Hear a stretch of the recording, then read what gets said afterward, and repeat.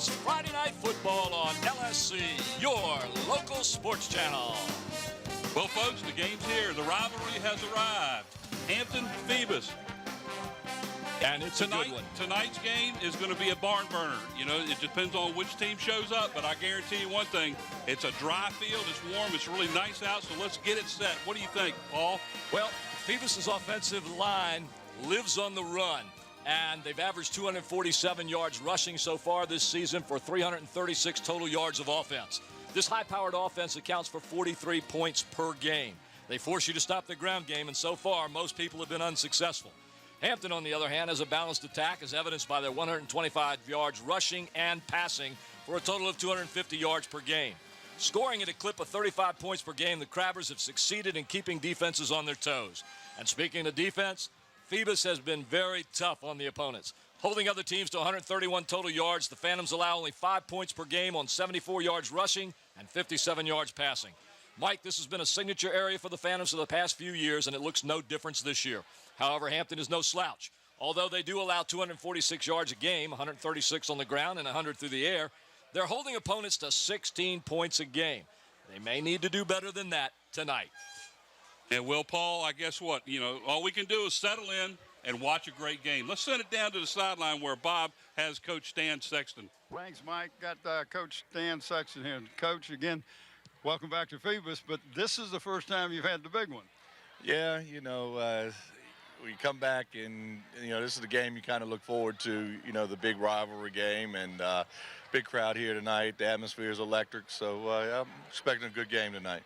Well, I know it fires the kids up and probably the coaches too. First of all, I want to talk a little bit about Daquan Romero. He had a high ankle sprain and got his ankle kicked. How's he doing?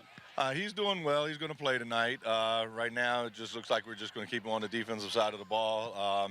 We'll use him offensively if it's the case needed. But right now, like I say, just defensive side, he's good to go. We just hope we can get through tonight with, you know, keep him as healthy as possible. All right. Let's talk a little bit about this Colby Goodman. Now, Colby, this guy has already got over 1,000 yards. He's got 16 touchdowns already, and is averaging 170 yards a game. Yeah, Colby has always been a good runner. You know, Coach D used him last year pretty much on sweeps and, you know, getting to the corner. He's got a good speed. This year, you know, we talked to him in the offseason saying, you know, he's going to have to do a little more running between the tackles, what Sean Austin did last year. And he's done a great job with it. He's got great vision, and then, you know, he's got a quick step, and then he's full speed. All right. Fine young man, and just in his, you know, a pleasure to watch. Yeah, he's a great guy. He's one of our leaders on the team. He's very intense when he comes out on the field. He's ready to practice. You know, he's a kid, you know, you try to feed the ball to, get the ball to him any way you can, because he can always make something happen. Well, that's the kind of kid you like to have. Now, we'll talk a little bit about your secondary. And we was talking about Coach Narvid, and he does a great job with his secondary, but I'm impressed with him. Oh, Coach Narvid has been in the program. Oh, boy, he was there. I don't even know when he started, but I think it was back in the late 80s with Coach D, and he's done a great job. He's a great secondary coach. He's my defensive coordinator. He's been a defensive coordinator since I came in 91. You know, he's got great athletes back there, you know, and he does a great job with them. Plus, he has those guys who works hard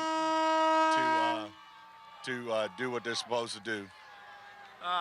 We want to talk a little bit about the young men you got back there in the corners and safety. You've got Dontrell Jones, Tyree Lee, Colby Goodwin, and Paul Morant.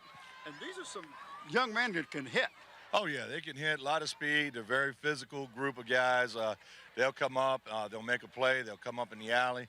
One of the things is that we have a problem with sometimes they're a little over-aggressive, and, you know, they see a quarterback start to scramble and they want to try to come up and make a hit.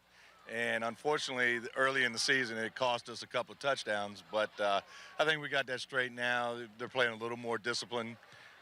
But you know, the speed, they break on the ball extremely well. Yeah, that's what impresses me. Now, we talked also about Hampton's quarterback, David Wofford. You said he's probably one of the best in the district. Oh, right now, you know, by far. I mean, the way he's played in the last 3 or 4 games, I feel like he's probably is the best in the district. He throws the ball well. He moves well in the pocket. He can create things with his legs as well as throwing the ball. So, you know, we're going to have our work cut out tonight trying to keep him in the pocket, contain him. You know, we'd like to get some, you know, hits on him tonight to try to, you know, discourage him a little bit from running. But, you know, try to get to him as much as we can. Right. One final question. Mike Smith always has a little something maybe up his sleeve. What do you expect from them tonight? Oh, I just expect him to come out and continue to do what he's been doing. I expect defensively he's going to try to do a lot of things to shut down our running game and, you know, try to make us throw the ball. You know, offensively, I feel like he's going to have something up his sleeve. You know, you never know what it is. We just tell the kids to be disciplined and play smart. You know, if it's, you know, if one of those things, if it doesn't seem right, you know, then something's probably up. Coach, good luck tonight. I appreciate it. Thank you. Good enough. All right, let's go back on up to you guys. All right, thanks, Bob. We talked a little bit about the stats that both teams have so far in the season. Let's get individual now. Let's talk a little bit about the running game. All right, no problem. As I mentioned before, Phoebus does live on the run. Colby Goodwin has become a horse. He's got 126 attempts for 1,054 yards so far this year, 151 per game average. He also has 16 touchdowns in 7 games, making him a viable threat for any defense. Hampton's ground game is led by Daquan Charity. He's got 55 carries for 271 yards and 3 touchdowns. Now, this may pale in comparison to Goodwin, but Hampton has a knack for knowing how to use the run effectively. All in all, I guess you'd have to give the edge to Phoebus here, but then again, these teams don't really play the game on the stats, Mike. That's right. It is called a rivalry, and then when you have a rivalry, anything will happen. Exactly. You're absolutely right about that. So let's go down to Brent now. He has Coach Mike Smith of the Crabbers. Smith, the legend of Hampton in high school football, 39 years, 405 wins, 12 state titles, and he's done something tonight for the first time that he hasn't done in all these years in interviews. So I'm going to turn this microphone over to Coach Mike just for a second. Well, I'd just like to introduce my new offensive coordinator. Came all the way from New York City to call plays for us tonight. This is my daughter, Lee Taylor. Well, it's nice to see you. I understand you've been very busy up there. And I'll tell you what, I'll bet you one thing, all the players will pay attention when you call the plays. I think they're going to listen. No, she always wants those fly patterns, so we're going to have to get off that a little bit. Nice to meet you. That's for the fans out there that don't know her. She's been very busy in New York, missed New York, as a matter of fact. And so thanks for being here. Coach, thanks for the opportunity. I'll ask you a couple of quick questions. Last week, one of the sloppiest games we've done in a long time, all the rain and all the sleet and the temperature changing so quick. Now, all the years I've followed you, 11 penalties called last week, and some of them a little bit, looking on the TV, a little bit different. Did you have to square anything away with your players, or did you feel good about what they were doing? Our kids played hard. I guess the weather conditions, and I guess, you know, sometimes I guess when you're calling a game like that, the water gets in your eyes and you miss some calls. But we had an awful lot of penalties, far more than we've had. We hadn't had a holding call all year, and I think we had 4. But, you know, the rain and the contest itself kind of reminiscent of the old days when Kyles was there. We'd be out here on Saturday playing in the mud. Some of the coaches say that's what football's all about. You just tee it up no matter what the conditions are. You know, well, I didn't think it was any too awfully bad. You know, a little misty rain the entire time, a little chilly. Very similar to 3 years ago when we played them. We ended up losing that game 6-0, but we kind of spread out a little bit more in the rain this time than we did before because we just can't physically line up and play with people right now. Well, it's with the weather like that, it was kind of tough. But I'm going to move on a little bit. Everybody's been asking me about it, and we read it in the paper. Dion, how's he doing? Is he going to play tonight? Oh, yes. He's, you know, I don't know that he's 100%, probably not, but he's a tough kid. Came back, practiced all week. Been pretty sore, but he's iced it and worked on it. And the trainer, Jerome's worked hard with him, and he'll play. Well, you got the best-rated quarterback in the district, and I've noticed last week in the game you threw to 6 different receivers. Got quite a battery about that. How are you working that out? Well, the only thing is he threw to 6 different ones. I think he only completed one of them, but it wasn't all his fault. They dropped a couple on him, and he's improving, I think, getting a little better every week. I don't know. He may give me a heart attack for it. So he's too nice a kid, you know. I mean, he just got to get a little bit tougher on the football. But not that he's not tough. That's not a good word because he is a tough kid. He's just, I don't want to use the word mean, but maybe, you know, a little more ferocious. Got a little growl in his attitude. Last question. Everybody talks about rivalries, and I've been in this town all my life. Every rivalry revolves around one school. It's Hampton and somebody, Hampton and somebody, and Hampton and somebody. Everybody's built this game up over the last 10, 15 years as the rivalry, and you and I both know we can go all the way back. My question is this. How do coaches approach a team during the week when this kind of a rivalry comes up? Well, we don't really approach it any differently. We just kind of take the yeoman's workman, you know, and day-to-day work and go out and practice the same way. And especially when it's 8th game in the season, and I'm sure they do the same thing. You don't change then. Although last week we played Bethel, they threw the ball 49 times a week before and came in through 2. So you never know. But we're going to come out and try to do the same things we've been doing. We haven't done them successfully. Maybe we can improve on some of that, but it doesn't really change. I know there's the thing that a lot of people don't realize is most of this rivalry comes from the kids, particularly in the city, whether it's us in Kickotan, us in Phoebus, us in Bethel, or them playing each other, because all these kids play every Saturday against each other in the little leagues. There's thousands of them out there, so they know each other. And they've played together on opposite teams, same teams, go to different high schools, so it intensifies the game. Well, Coach, I think you covered everything I would ever want to ask about rivalries from a coach's point of view. Good luck tonight. I want to thank you so much for taking the time. It's nice meeting your daughter. Oh, great she's pleasure. A great girl. Yeah, she is. Thanks again, Coach. Okay, guys, I'll send it back up to you. Tonight's telecast is sponsored by Zooms.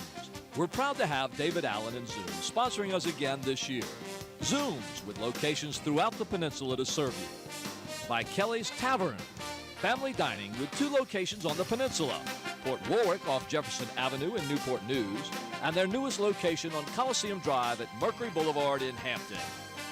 And by Tidewater Team Sports, located at 11839B Cannon Boulevard in Oyster Point, Newport News. Tidewater Team Sports is your one-stop sports headquarters for screen printing, embroidery, uniforms, and apparel. Call 594-0411 and talk to David Chubb or Terry McNamara. And in part by Beach Hardware, located at 1951 East Pembroke Avenue in the Buckrow Shopping Center. Beach Hardware is your friendly local hardware store with everything you need to maintain your home, both inside and out.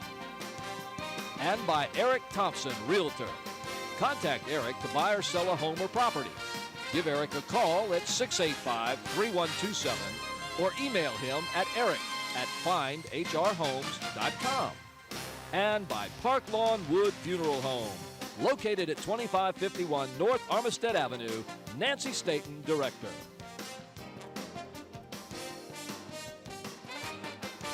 And by our newest sponsor, Coliseum Central.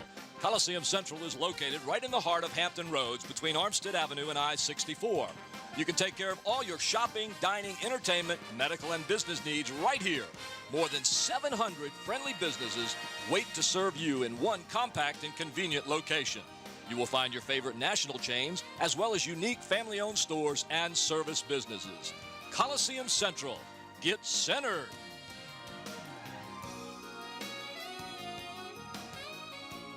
One of those rivalry games a week, again, comes up every year.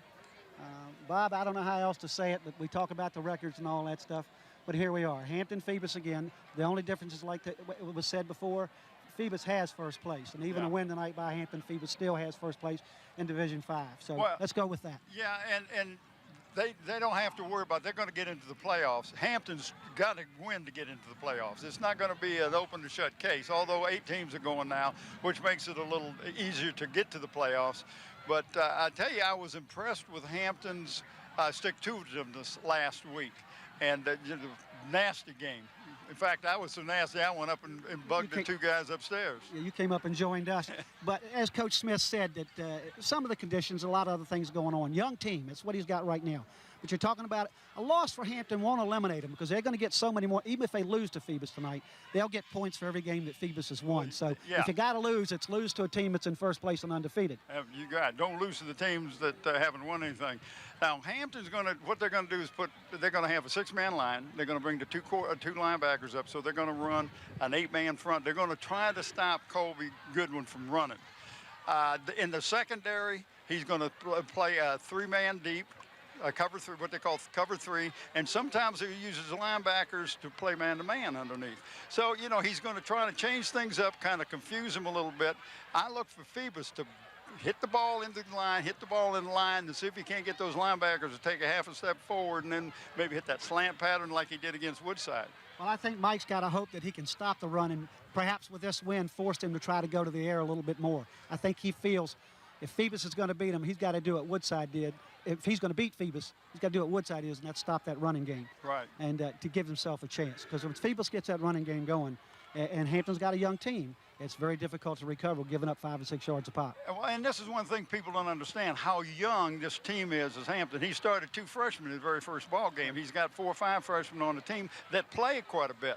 So, you know, and then he's got a lot of sophomores, juniors, few seniors on the team that in the mix, but overall, he doesn't have the experience that this team that he's playing tonight has, and that makes a big difference when you come to a rivalry like this. Well, to sum it up, if you look at it on paper, Phoebus might have a little bit more talent if you listen to what people say. But Mike's always bringing a special team in here when he comes to play Phoebus in these rivalry games. You look at the Bethel game last week, team never gives up. They're there for a fight. Yep. So this one last comment, I'm going to leave it to you. Well, in the trenches again. That's where it's going to be won. But you have to watch what Hampton does when the ball is in their end of the field. They will bend, but they don't break often. And that's a keystone of their defense. Well, folks, there it is. Bob's been watching these games for 40 years. He's just 55 years old, but he's been watching for 40 years. So I'll send it back up to you guys. Thanks. All right, thanks, guys. We talked a little bit about the running game. Let's talk real quick about the passing game. Both quarterbacks are pretty good in this game. They are. They're very good, actually. When Phoebus has to go to the top, Mike, Paul Morant is quite capable of picking up some yardage. So far, he's completed 43 of 77 passes for 616 yards and 3 touchdowns. He's got some good receivers out there, and he's not afraid to go to them. For Hampton, quarterback David Wofford is becoming quite comfortable with his passing game, and the coaches are not afraid to put the ball up. Wofford has completed 45 of 87 passes for 979 yards and 9 TDs. Hampton will pass as much as they run. I kind of give the edge here to Hampton, but with these two teams again, you never know, Mike. All right, that's right. We're going to have a couple of special things that are happening here tonight. And as you see here shortly, we're going to be talking about it, and you'll be able to listen to the announcers out down on the field. And also with this rivalry situation going on, there's some special announcements that are going on. So let's turn it over to the PA announcer here at Darling Stadium.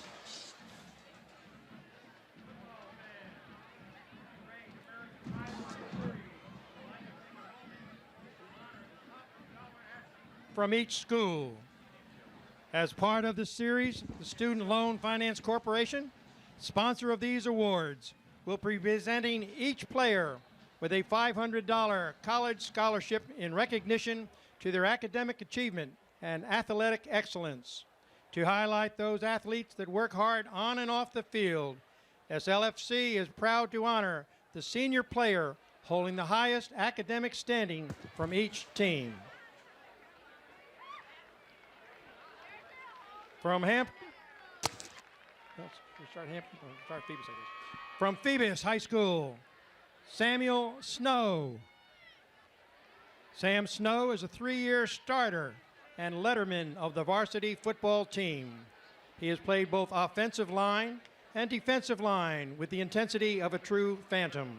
Sam is a hard-working athlete on the field and a great student in the classroom. His 3.46 GPA is evident of his dedication to his scholastic endeavors. Last year, Sam received an honorable mention award for his athletic accomplishments in the Peninsula Districts. Sam hopes to continue his education next year in the college arena. Now from Hampton High School, the award goes to Derek Adams. Derek is a 3-year letterman on the varsity football team and varsity track team, qualifying for regionals in the shot put.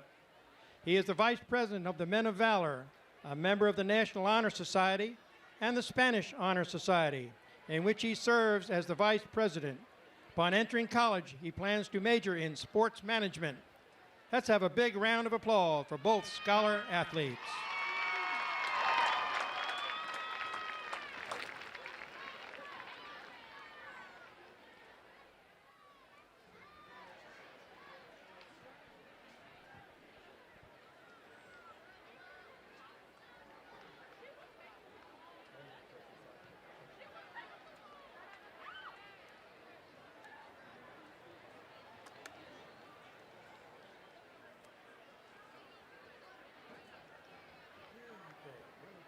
All right, back here, up here with us here.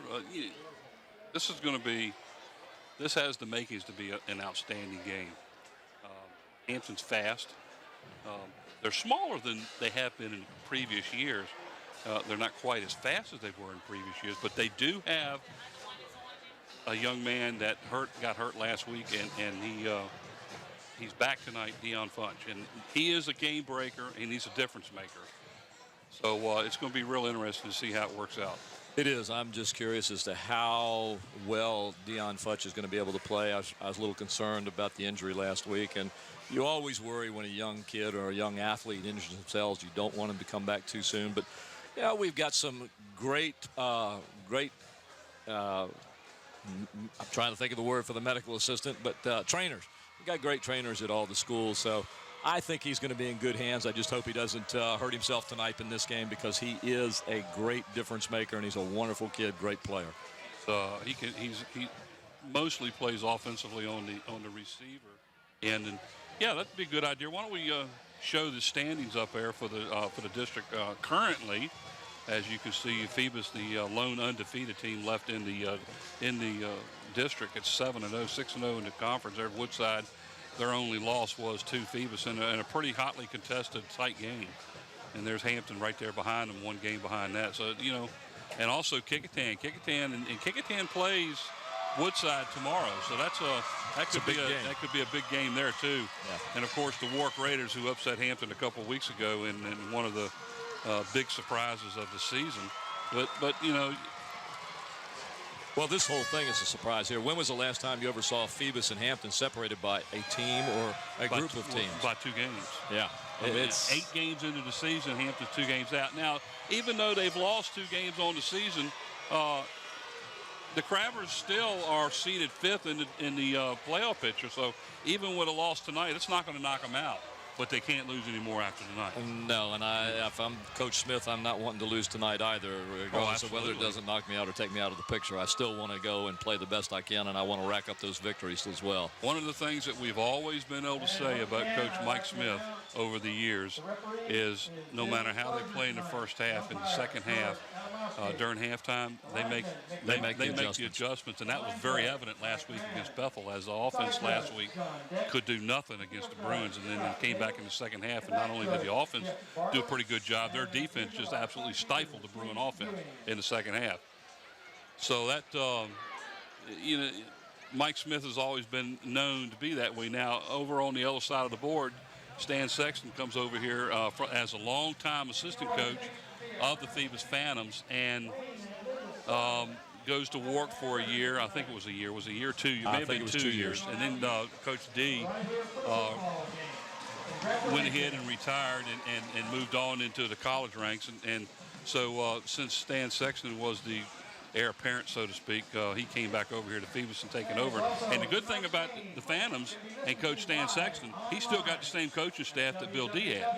So that's the cohesiveness of the coaching staff for the Phoebus Phantoms is still there. And if you read the daily press around here, you would know that, because that's what they talked about, the fact that even though coaches may change, one of the things that is common between these two programs, meaning Hampton and Phoebus, is the fact that their assistant coaches have been there so long that the program is just solid.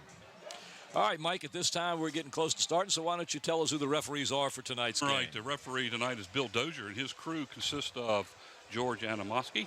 The lineman is Nick Hartzheim. The line judge is Mike Mann. The side judge is Sean Dick, and the field judge is Scott Davis, with the back judge being Jeff Barber. Those are the officials for tonight's game. And as you can see, look like the Hampton Crabbers won the toss and have elected to defer to the second half. So tonight's game's getting ready to start here, as the Hampton High School Crabbers will take over and be on the offense first, and shortly we'll throw the offensive and defensive lineups on the field.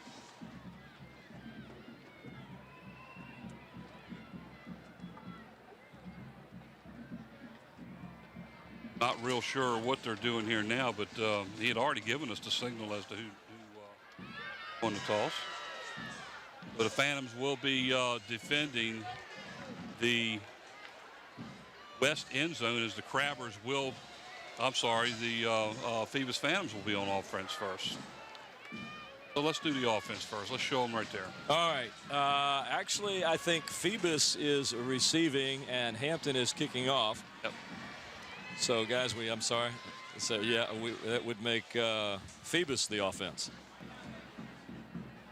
They kind of flip-flopped it on us because we thought Hampton was going to take it, and they didn't. So the Phoebus Phantoms offense. So here we are, the Phoebus offense. At guard, number 66, Raymond Welsh. The other guard, number 70, Micah Blakely. At center, number 55, Justin Williamson. The two tackles, number 54, Jonathan McLean, and number 79, Sam Snow.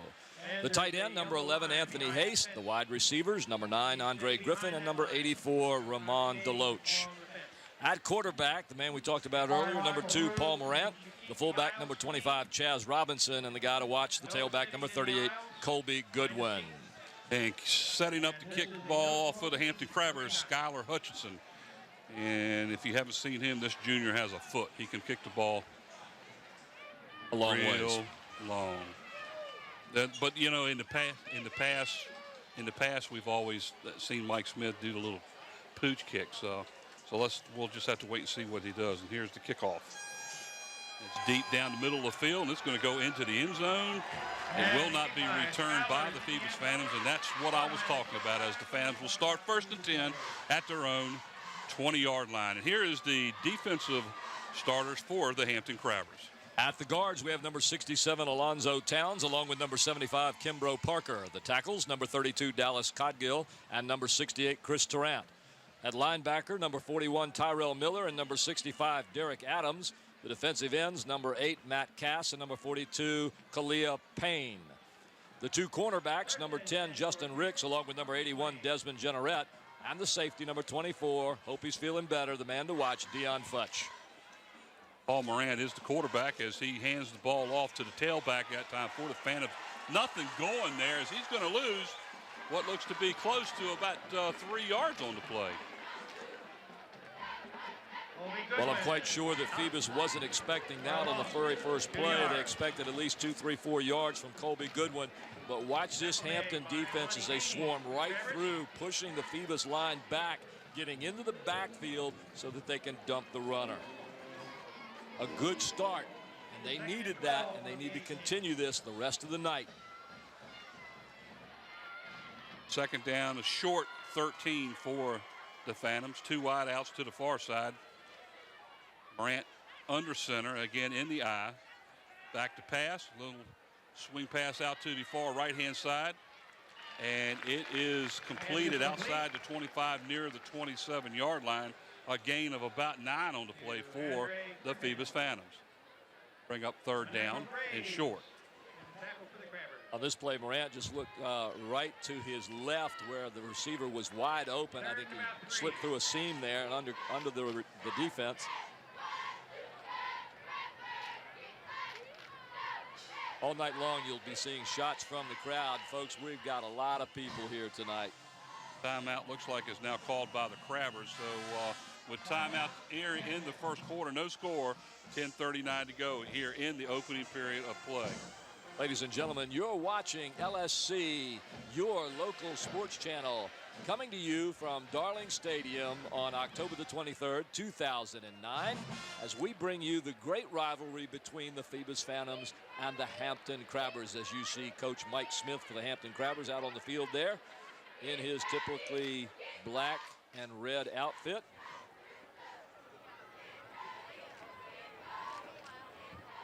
Now, I would say that if they tried to pass that one, well, number one, it would be awkward, but number two, it might go a long way because it's being held down by cable. So I guess once it gets in the air, it's going to go a long distance. But back to the game might part. not have even reached high enough to hit the ball on that. That's true. Third down and a long 3 now for Phoebus. There's Goodwin with the carry as he gets back to the line of scrimmage in a gain maybe of about a yard, as Hampton's defense will hold on a third down play, and that'll bring up fourth down and about 2 for the Phoebus Phantoms. Mike, on that play, Goodwin met 6'2", 215-pound 10th grader Dallas Codgill as he comes through almost untouched. Watching from the top of your screen, boom, right there. Got him from behind. Here's Dion Funch now back at around his own 40-yard line, awaiting the punt of the Phantoms. Nice spiral all the way back inside the 30 to the 25, taken by Funch and run out of bounds at about the 26. So Hampton will have the ball first and 10 at their own 26 with 9:54 to go here in the first quarter. No score as Hampton's offense will take the field for the first time. We'll show the offensive starters here now for the Hampton Crabbers. For the Crabbers at tackles, number 53, Quincy Bethea, along with number 65, Derek Adams. At guards, number 70, Trey Banks, and number 61, Andrew Alston. The center, number 57, Lydell Washington. The wide receiver, number 15, Jamal Brown. The wingback, number 2, Daquan Charity, along with number 11, Monty Haney. The flex back is number 10, Justin Ricks. The tailback, number 24, Dion Futch. And the quarterback, number 5, David Wofford. You're going to see a lot of Daquan Charity, number 2, in the backfield for the Crabbers tonight, too. As the Crabbers set up now first and 10 at their own 26-yard line. Watford on a keeper fumbles the ball. Looks like he was able to land back on it and get possession. He's going to lose about a yard on the play. That's going to bring up second down and 11. So why don't we throw up the Phoebus defense and we'll show them to you. The Phantoms line up with 2 tackles, number 54, Jonathan McLean, and number 70, Micah Blakely. The 2 defensive ends, number 58, Tevin McCougan, and number 7, Daquan Romero. The linebackers, inside backers, number 25, Chaz Robinson, and number 27, Jaquan Jennings, and the outside linebacker, number 88, Breon Key. The 2 corners, number 21, Dontrell Jones, and number 22, Tyree Lee. The free safety, number 38, Colby Goodwin, and the strong safety, number 2, Paul Morant. Now the Crabbers set up with 4 wideouts, 2 on either side. And there's a player on the outside there for the Crabbers who jumped early. So deja vu like last week. Prior to the snap, false start against the offense. Remains second down. We can hear the referee real well tonight as Bill Dozier explained the penalty.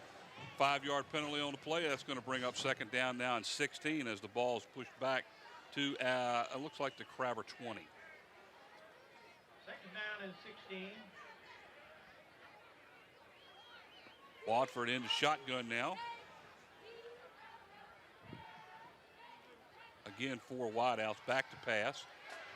Over the middle is intercepted by the Phantoms. And it's intercepted, I believe, by number 26 on the play by Arnold Deshawn, as he had defensively was set up in a perfect position. It was intended, I believe,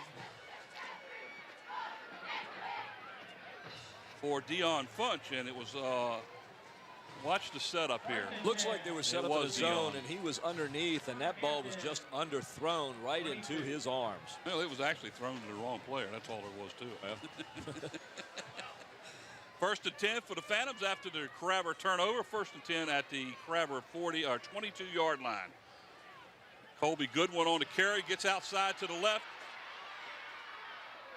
Good pursuit by the Crabbers on that play. Dion Funch on the stop along with the Crabbers number 7, Jason Mango Graves.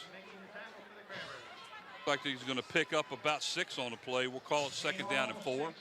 Goodwin got a good bounce off his line, and there was a good block out there by Andre Griffin. And if Colby had been able to get a couple of more steps, he could have had some more yardage as Griffin just put a good block on the outside. 2 wideouts, 1 on either side in the I formation. Hands off to the first back going through the hole. Nothing there as the Crabber defense stiffens as it was handed off to the Phantoms number 25, Chaz Robinson. Not a lot there. Looks like maybe a gain of a yard. We'll call it 3rd down and 3 for the Phantoms. And Mike, right now the Hampton defense is playing toe-to-toe with the Phoebus offensive line. They are really doing a good job. I've been impressed with the way they're plugging the holes. They're standing the linemen up, and they're being able to shoot the gaps and get into the backfield quickly. 3rd and 3 at the 15-yard line for the Phantoms. Morant heads the ball, pitches it back to Colby Goodwin as he comes around and picks up maybe a half a yard as he gets inside the 15 to a 14. That's going to bring a 4th down play as the Phantoms have a decision to make. It looks like they're going to come in and attempt a field goal here. Nice pitch here, Mike, but watch number 10 and 11, Justin Ricks and Monty Haney of the Crabbers. They don't leave home. They're right there, and when Goodwin tries to make that turn, he has nowhere to go. Again, good defense. Look at those people. This place is packed, folks. If you're not here, you're missing something. Eric Anderson now in to kick the extra point for the field goal of about looks like 32 yards. It's good. And the Phoebus Phantoms strike first with a field goal after the turnover, and they now lead the Crabbers 3-0. 6:39 to go in the first quarter. Ladies and gentlemen, you're watching LSC Local Sports Channel live from Darling Stadium, October the 23rd, 2009. We have 6:39 left in the first quarter. You're watching the Phoebus High Phantoms and the Hampton High Crabbers as they play in what many consider one of the great rivalry games here in Hampton Roads. Speaking of rival, we have a group here tonight. I'm not fully informed on the complete aspect of it, but it's a group called Rivalry, started by a young man in Louisville who happened to be watching some rivalry between his high school and another high school, and he said, you know, if there's a rivalry here, there's got to be lots of good rivalries all around the country. So he decided to promote that, and is being helped by the United States Marine Corps in promoting what they call rivalry throughout the United States in different sports games, but mostly the football arena. Eric Anderson will tee it up for the Phantoms. Deion Funch standing at his own 7-yard line, right in the middle of the field, awaiting the kickoff as Anderson sets it up. And here we go. Little squib kick off of one of the Crabbers, and it looks like maybe Phoebus has the ball. And the Phoebus Phantoms have come up with the squib and the fumble. So 2 early turnovers by the Crabbers are going, that might haunt them there early in this game. They gave up a field goal a few minutes ago after turning the ball over on the intercepted pass. And here's the kick again. Hampton was kind of surprised by this. The players looked like they were leaning to go back, and that ball just hit, looks like the leg of one of the Crabbers, and bounced off. And the quickness of the Phantom line allowed them to recover that kick. The Paul Morant under center, wide out on either side. Back to pass, being flushed out, and he was actually in the grasp of the Crabbers' number 11, Monty Haney. He gets the ball off, but it's incomplete. Good defense by the Crabbers. They really come to play tonight. I'll tell you what, Mike, they're putting a lot of pressure on this Phoebus offense that is used to getting a lot of yardage, as you see. And look at Monty Haney, comes right through there, goes up in the air, grabs the quarterback and brings him down, and he was lucky to just get that thing away without being intercepted there. Incomplete pass, 2nd down and 10. Ball sits at just inside the Crabber 42-yard line. 6:30 to go here in the opening period, 3-0 Bethel. Colby Goodwin straight up the middle, breaks one tackle, gets near the 35. Finally is brought down what looks like about the 34. So that's a nice little run there by Goodwin. Hampton had a chance to stop that run before it got started. I was trying to check and see the number on the defensive player that came through, but gain when of that 8. play started, they were right there and just missed the tackle.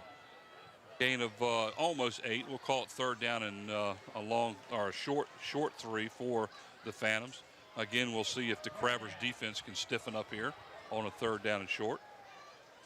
Morant hands the ball off to the up back, and he's going to kind of bowl his way forward down inside the 30, and he's going to get a first down, and I believe that's Chaz Robinson for the Phantoms. So they get a first down inside the Crabber 30 down to the 29.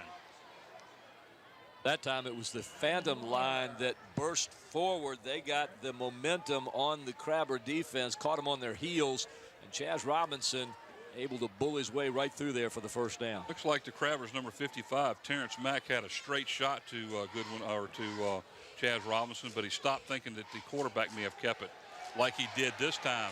Morant gets away from the lead, and it looks like the Crabbers may have intercepted the ball. No, he dropped it. Almost intercepted by number 7, Jason Mango Graves for the Crabbers, as Morant was being harassed pretty hard there. Yeah, there's a lot of red jerseys getting back in that in the backfield. They're coming from the sides. They're coming from the middle. He got nailed as he threw that one. That ball, if he even caught it, had been out of bounds. What a nice replay there by our crew. Second down and 10 at the 20, call it the 28. Mike Smith on the sidelines, hollering to the team, getting them going. Hand off to the fullback up the middle, Chaz Robinson, as he gets down near the 25-yard line. Gain of about 4 on the play. Third down and about 6 now for the Phantoms. That time the Phoebus line got the Crabber defense moving to their right, and Chaz saw everything moving that way, went back against the grain, caught a little hole there in a seam, was able to pick up some yardage. So Phoebus got the advantage that time on some good blocking scheme. The third down and long for the Phantoms. Ball sits right at the Crabber 25. Grant hands the ball off to the tailback.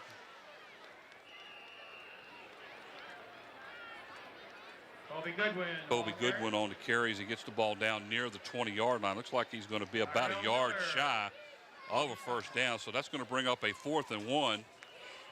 And as you saw in the replay there, that's just good old Phoebus football right there. You give it to your main running back. You run him off tackle. You get a big enough hole for him to pick up about 4 or 5 yards. Like Terrell Miller on the stop for the Crabbers. And 4th down and 1 now for Phoebus as they are setting up to go for it in the I formation, as the Hampton Crabbers will jump offside and give them the automatic first down.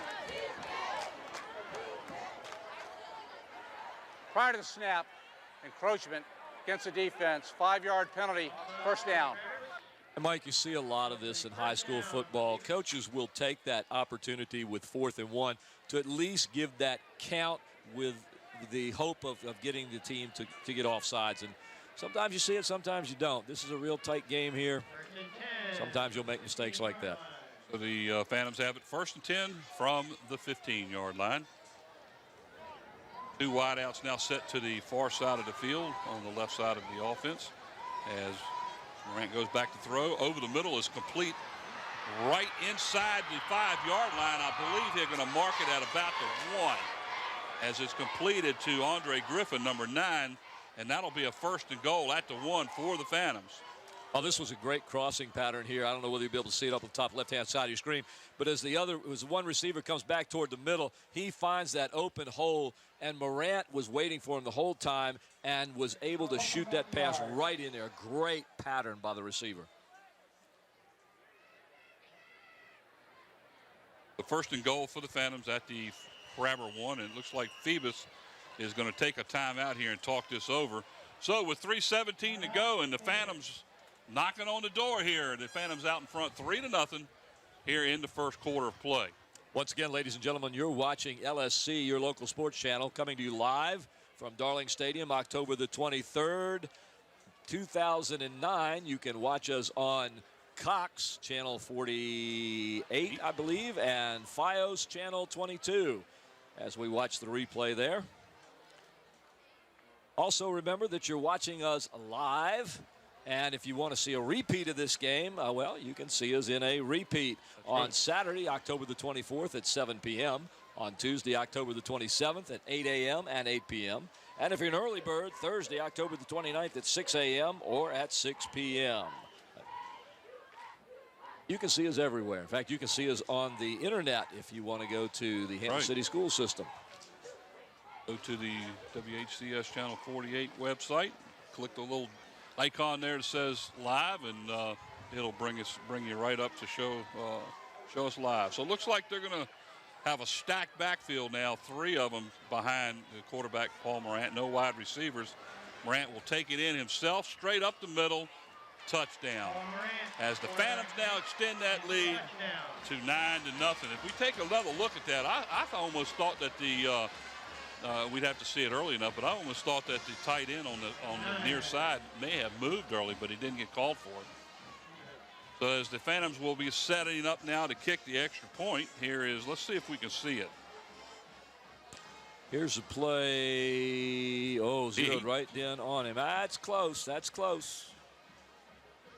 But I think he was moving at the same time the center was moving. Henderson in to kick the extra point for the Phantoms. The ball is down. It's low. Gets through. It's good. And the Crabbers ran into the kicker, so we might have a roughing the kicker call against the Crabbers here. And that one will be a 15-yard penalty against Hampton to kick it off. So not a good start for the Crabbers now. After giving up the touchdown on the second turnover of the night, they will probably end up starting 1st and 10 from their 20. But he may end up doing that little squib kick again. Oh, so 10-0. Phoebus now out in front. 3:13 to go in the first quarter.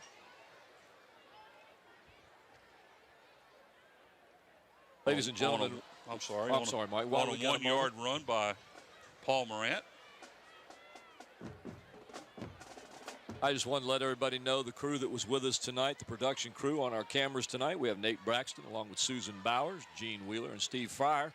Our graphics and animation man in the truck is Andy Foley. Slow motion instant replay, my good buddy Mike Nowinski.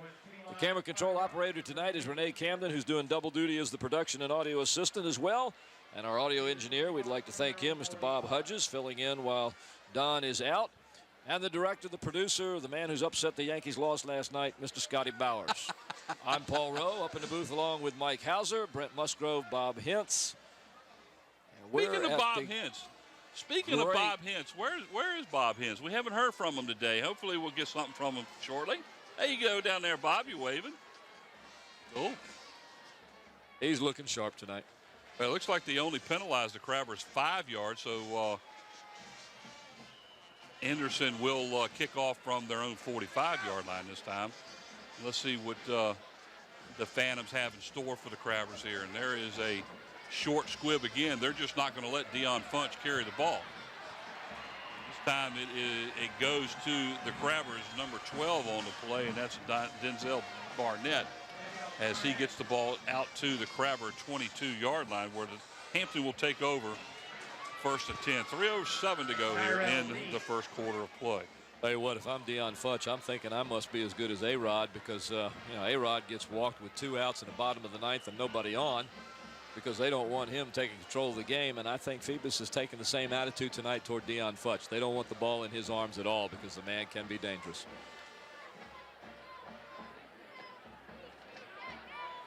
First and 10, Hampton at their own 22-yard line. David Watford under center, 3 wideouts. Like their back moved early. They did not throw a flag. I'm not real sure. I guess the official figured that he set soon enough to keep from getting it. Looks like he probably got back to the line of scrimmage, and that's it. Let's see. Did he set himself up? Because no flag was called. I saw the ref reach for his. Yeah, I mean, he definitely left early. He reached for the flag, and he held it there, and then didn't throw it, so he must have stopped in time. No gain on the play. 2nd down and 10 for the Crabbers, again at their own 22. That was a different situation there. You know, the offense just, they act as though they're not together. They saw a little bit of this last week. Yes, we did. As it looks like now the Crabbers will. Prior to the snap, delay the game against the offense. They had 5 yards, still 2nd down. They had 3 or 4 of those last week against Bethel, and It almost looks like the players are having a hard time understanding the position they're supposed to be in. Yeah, this is unusual for a Hampton team because usually they've got good direction out there and they know what's going on, but they look a little confused. And you mentioned it again that we saw that a little bit last week. But well, we contributed last week to the weather, but this is about as perfect a weather you could have for a football game tonight. Oh, it's wonderful out here. 5-yard penalty, 2nd down and 15 now for the Crabbers. Watford in the shotgun. Back to pass. Looks like it's completed to Dion Funch out to the 20-yard line. Gain of only about 3, a short gain on the play. It's going to bring up 3rd down and long. Call it 3rd down and about 12 for the Crabbers. Now, is that not motion? Yes, it is motion. You saw the guy in the backfield go forward, and I tell you, that should have been illegal motion right there. But like Bill Dozier, the official back there, is kind of being lenient. Yeah. I mean, that's twice 2 plays in a row that they could have had somebody moving in the backfield. Wonder if these guys are the same or related to the umpires in the Yankee Angels game. 3rd down and 12 for the Crabbers. 4 wideouts, 3 over to the far side. Back to pass over the middle, wide open, and there is Dion Funch taking the ball all the way down to the Crabber 46, right over the middle. I'll tell you what, this coverage must have broken down somewhere because Futch is wide open. He doesn't have anybody 4 or 5 yards from him. Kobe Goodwin on the tackle for the Phantoms. 1st and 10. That's the Crabbers' first down of the first quarter, down to 1:19 as the clock continues to run. As Phoebus is out in front by a score of 10-0. Watford under center this time, and looks like they're set up like in a single wing, and here comes Funch, and the ball is handed off to Dion.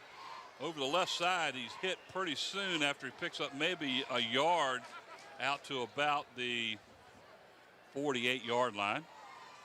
Gain of maybe a yard. Well, they're trying to do as much as they can with Dion Futch because he's got to be involved in the offense. They just need to be careful of that ankle, not get him re-hurt again, but you've got to get the young man moving and going. You'll see him use him as a wide receiver. They'll go to him. He'll come out of the backfield. He'll run. He does it all. That was an unusual setup. I don't believe I've ever seen Hampton set up in that offensive formation. It almost looked like a single wing type situation. As Funch swung around behind the quarterback and took the handoff, and back to pass, he's being flushed out of the pocket, and he just puts it up in the air. And Dion Funch comes back to catch it, but they're going to lose a lot of yards there. That was a play that he probably should have just let fall down. Actually, it was number 7 on the play, Jason Mango Graves for the Crabbers catching the ball, but he's going to lose about 7 yards on the play. As the defense for Phoebus just was all over Watford. That was great defense, and I believe Jason Monago Graves made a shoestring catch of that, it looked like. Now we've come to the end of the first quarter play. The Phoebus Phantoms out in front, 10-0 over the Crabbers. Let's send it down the sideline where we have Bob Hintz down there with a special guest. All right, thanks, guys. I've got Shanna Allen with me. And Shanna's involved with this All-American rivalry, and tell me a little bit about that. Well, it's a nationwide Great American Rivalry Series. This is actually one of 32 games sponsored by the United States Marine Corps. This year we had over 250 applicants for the 2009 series, and the Hampton vs. Phoebus game made it into our selection committee and made it on the schedule. So it's a huge deal. There's nowhere else, anywhere across the United States, across the world, that gets behind a sporting event like in America.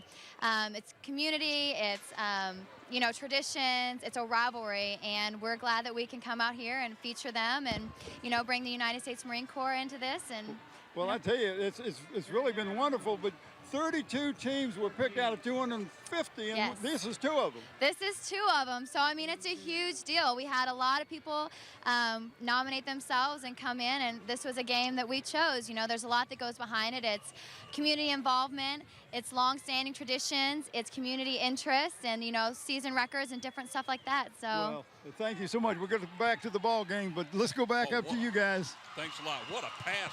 It was completed over the side. I mean, actually, it was over the middle compared to where he threw the ball. as it was completed to Jason Graves Mango. It was I mean, he threw a bullet right to him as he gets away from the defense. Good job there. Well, he had a lot of pressure coming from the right side, and he stepped up, and Monago Graves got loose to help his quarterback out, which is what you're supposed to do when he gets in trouble. Well, that was a 3rd down and 14 play. I believe he got 15 yards. I'm not real sure why they're measuring, but to me, it's obvious he's got it by close to a yard. You know, the crown of this field is what do you think? Probably 4 or 5 feet. At least. And see, I guess the official standing on one sideline looking at the other, it's almost like they're looking at their waist, you know. But there it is, 1st down, as the Crabbers pick up another 1st down, and will continue this drive as they go 1st and 10 from the Phantoms 43-yard line. It's the first trip to the Phantom sides into the field so far in this game. Real quickly, ladies and gentlemen, I'll start the sponsors for the second quarter of this game. Beach Hardware, located at 1951 East Pembroke Avenue in the Buckrow Shopping Center. Beach Hardware is the place for all your hard-to-find hardware needs, including electrical, plumbing, and painting. And we'll get to the rest of them as we get along here. Dion Funch came out of the game for this play. Watford 4. Oh, and he is. Watford is hit as he throws the ball and ends up falling incomplete here on the sideline. That'll bring up 2nd down and 10. Hard to see the number. It looked like it might be number 7 that got to him. Yes, it was. It was the Phantoms number 7, and that's Daquan Romero. Again, doing a great job getting in there. This Phoebus defense is tough, and when they get going, folks, you're going to see some fantastic playing. Dion Funch back in the game.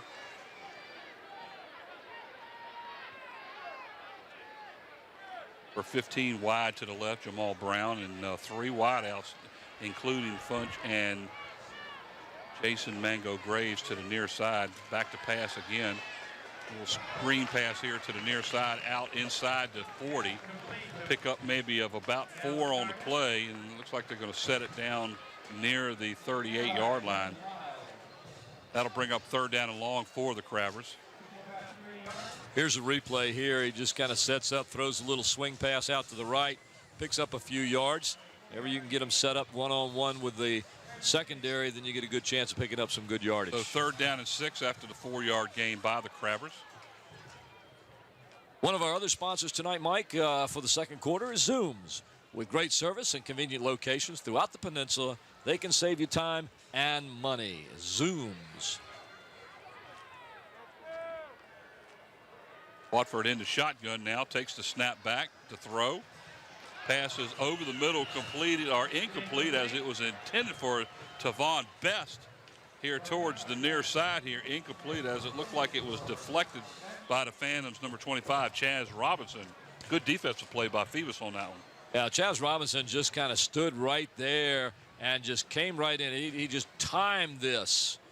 Just timed it perfectly there. Great shot there by our camera crew, right on line with the play as the Crabbers will set up now 4th down and 6 in punt formation. Henderson now kicks the ball away for the Crabbers, end over end, right down the middle. Takes a Phoebus bounce, and it will be down at the Phoebus 14-yard line. So after the punt, the Phoebus Phantoms now on offense will take over 1st and 10 from their own 14-yard line. 11:33 to go here in the second quarter of play. The Hampton Crabbers out in front the Phoebus Phantoms out in front by the score of 10-0. And folks, our last 2 sponsors for the second quarter tonight, Kelly's Tavern, family dining and delicious food. Join them for lunch or dinner at Port Warwick off Jefferson Avenue in Newport News and on Coliseum Drive at Mercury Boulevard in Hampton. And by Tidewater Team Sports, located at 11839B Cannon Boulevard in Oyster Point, Newport News. Simply call David Chubb or Terry McNamara at 594-0411 for all your sporting needs. Grant hands the ball off to the lead back up the middle, Chaz Robinson. He barrels his way near the 20-yard line. Looks like he will pick up at least about a 5-yard gain there for the Phoebus Phantoms. We're seeing this from ground level right here. What you couldn't see was the fact that a huge hole opened up, and just as quickly the Crabber defense plugged that thing, and that man was going nowhere. Bill, I'll tell you what, I'll take a 5-yard gain on any play.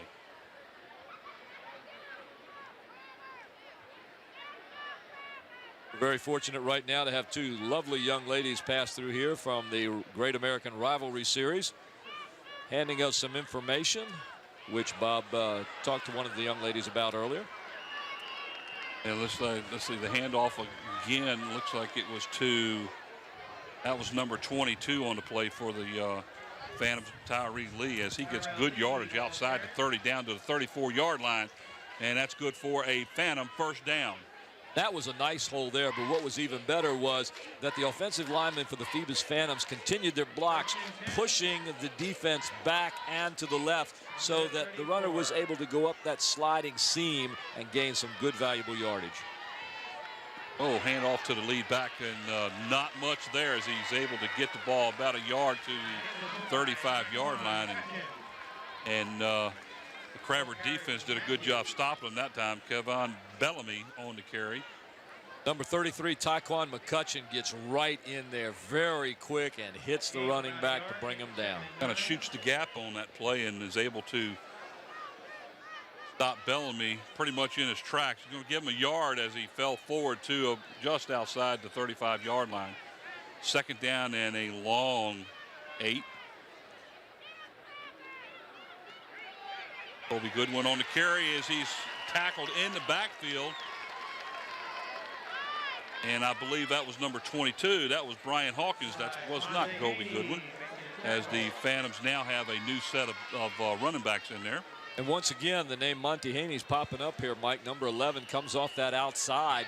And Monty Haney is getting into that backfield as much as anybody else on that Crabber defense. And they're going to have to find a way to stop these guys. Loss of about a yard and a half on the play. We're going to call it third down and 10 now for the Phoebus Phantoms. 9:13 on a running clock here in the second quarter as the Phantoms are out in front 10-0. Here at Darling Stadium, live on Channel 48 in Hampton and Channel 22 in the Newport News or in the FiOS system. And Paul Morant on the carry, and he gets the ball outside the 40 to about the 44, and he is close to a first down. And it just depends on where the men with the striped shirts will put the ball down, as it looks like we're close enough to have a measurement here, and he might have that. This is a very determined run right here. Moran obviously wanted to pass, couldn't do it. He is almost tripped up. He's hit right there, right there, right there, right there, four times, and he just slips through all of them. He did a wonderful job of turning a play that was about to be busted and dropped for a loss into a sizable gain that may end up being a first down. Chain crew brings the chains all the way across the field, and he's got it by about half the length of the football. So the Phantoms again first and 10 with the ball sitting at the Phoebus 44-yard line. 8:54 left here in the half. You're watching LSC live from Darling Stadium on October the 23rd, 2009. Mike, so far what you've expected, or? Well, with the exception of the 2 turnovers that is a direct result of the Phoebus 10 points, it's been a pretty even game. Really Hampton's offense needs to get together, though, and stop making mistakes. They're killing themselves as they did last week against the Phantoms. They really are. Their defense is playing excellent. Oh, what a hit on that play. But the pass is completed for close to a first down, all the way down. And it looks like number 7, which is Daquan Romero, on the reception for the Phantoms, and he might be about the length of the football short this time. And just from where I stand, he's going to be a little short. Actually, where I sit. There you sit, yeah. Tyrell Miller on the coverage of that play, making the big hit. But another gain good pass. Of over 9 yards. It looks like he might be the length of the football or less short.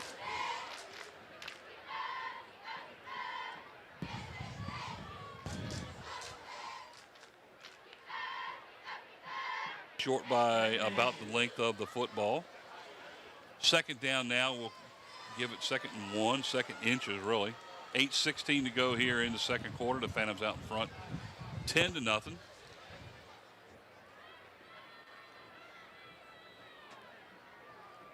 Two wide outs to the near side for the Phantoms as they set up in the I.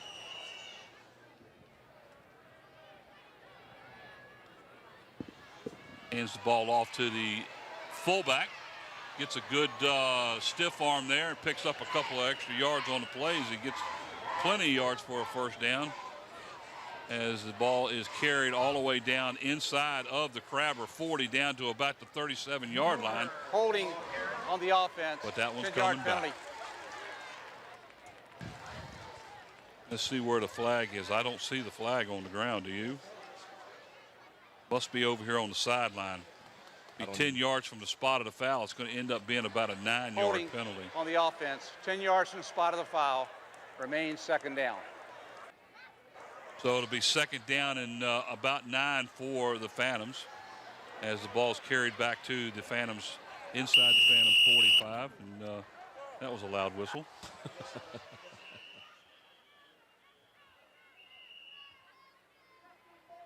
Timeout is now stopped by the official over on the Phoebus side. Let's see. Phoebus will call timeout. That'll be their second. That'll leave them with 1 remaining here in the first half. Crabbers have 2. So with timeout, it's Phoebus 10 and Hampton nothing. Let's send it down to Bob. He's got a special guest, Hampton alumni. Go ahead, Bob. All right, thanks, guys. I got a young man here that knows this rivalry, Tyrod Taylor, up at Tech now. But tell me what this rivalry meant when you were playing. It's just a big game. We look forward to it going into the season, knowing there's going to be a lot of people here, and for you to come out here and showcase your talent.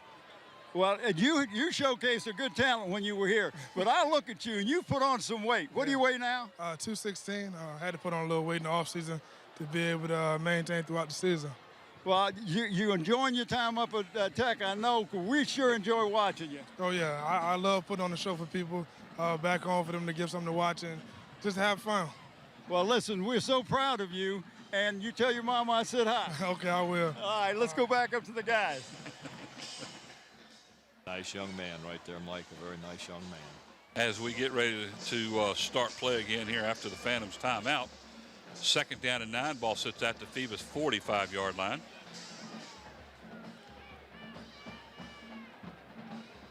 Yeah, we get to watch Tyrod. I mean, he played for 2 or 3 years there as the starting quarterback for the Crabbers, so we get to see him some on a lot of the games that are replayed.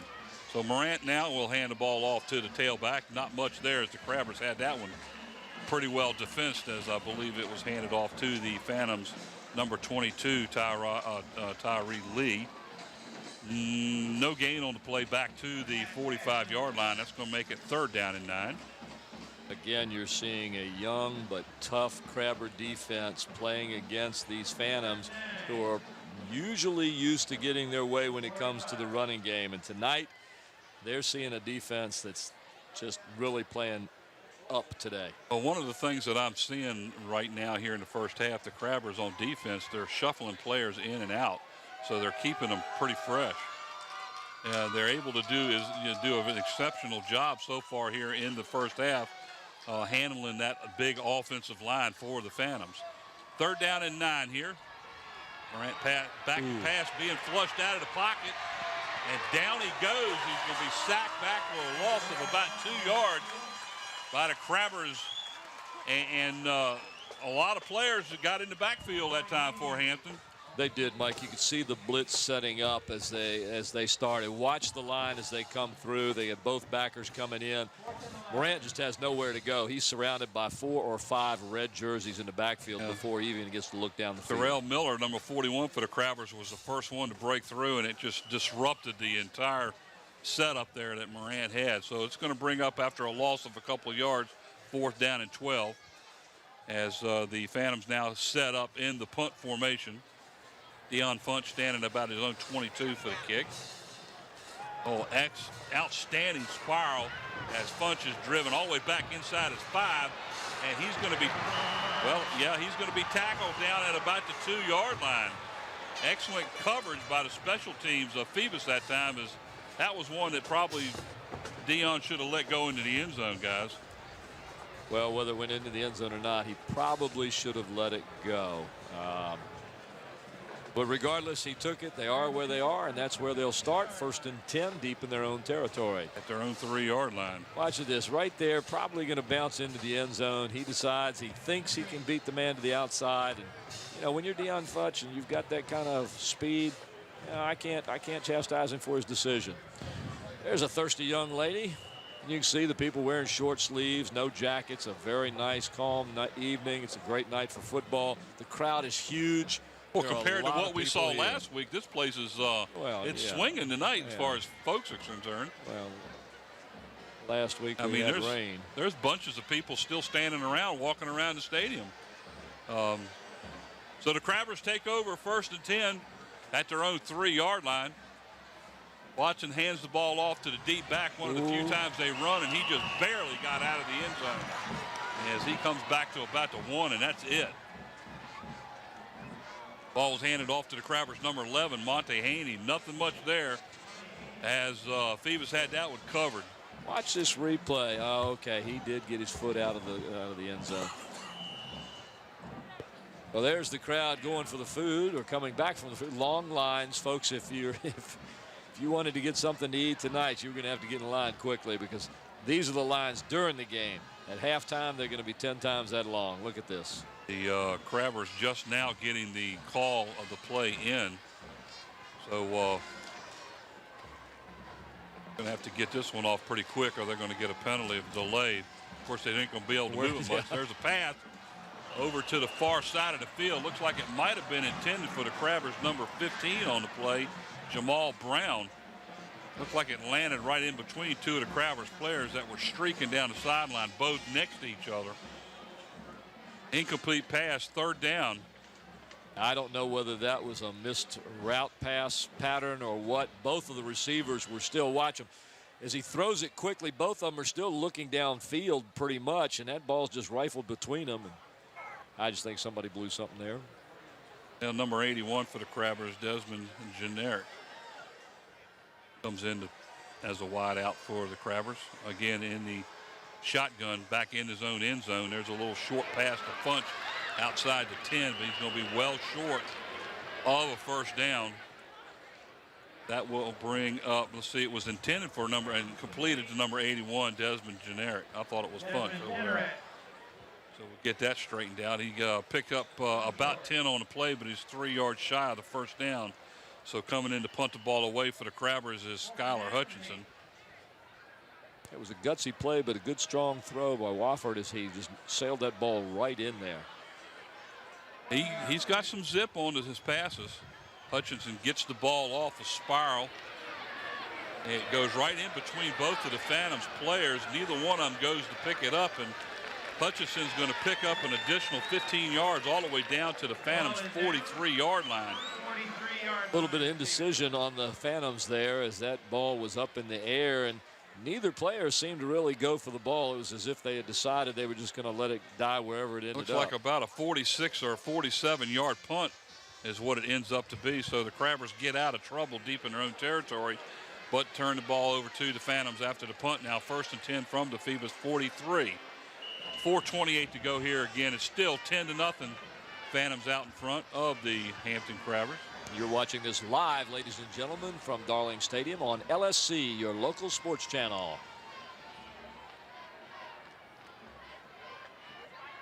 Now stacked backfield, and there is a flag, and I think we're going to have a sideline infraction here by the Crabbers, so that'll be a warning. I'm sitting here looking, and I don't see any players in that zone.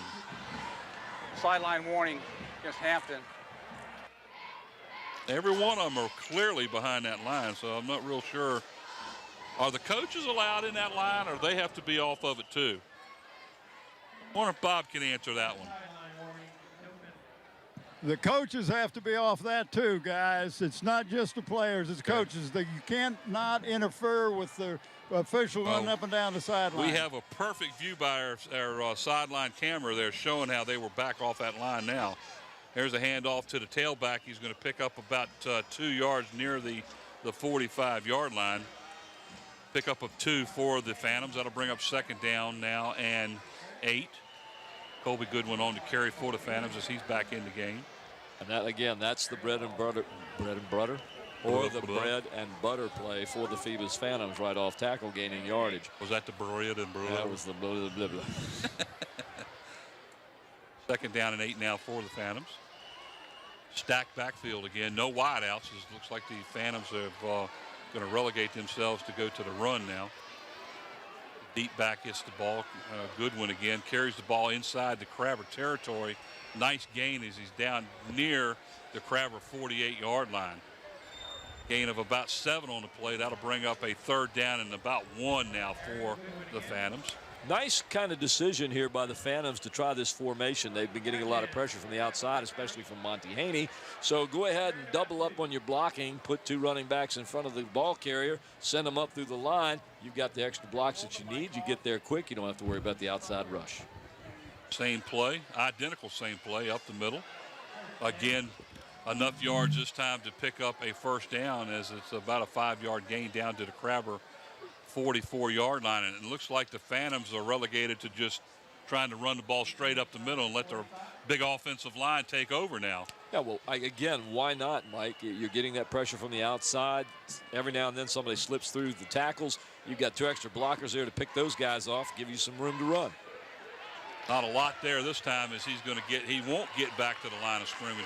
Great defensive play that time by the Crabbers, as that was covered well. That time Hampton was prepared. They did a stunt. They came around. They gave the blockers nothing to block up front. Came behind them and were able to get Colby Goodwin down that time. Lose about a yard on the play. Great pursuit by the Red pursuing Crabbers. Exceptionally well tonight. 2nd down and 11. Ball sits at the Crabber 45. Same setup.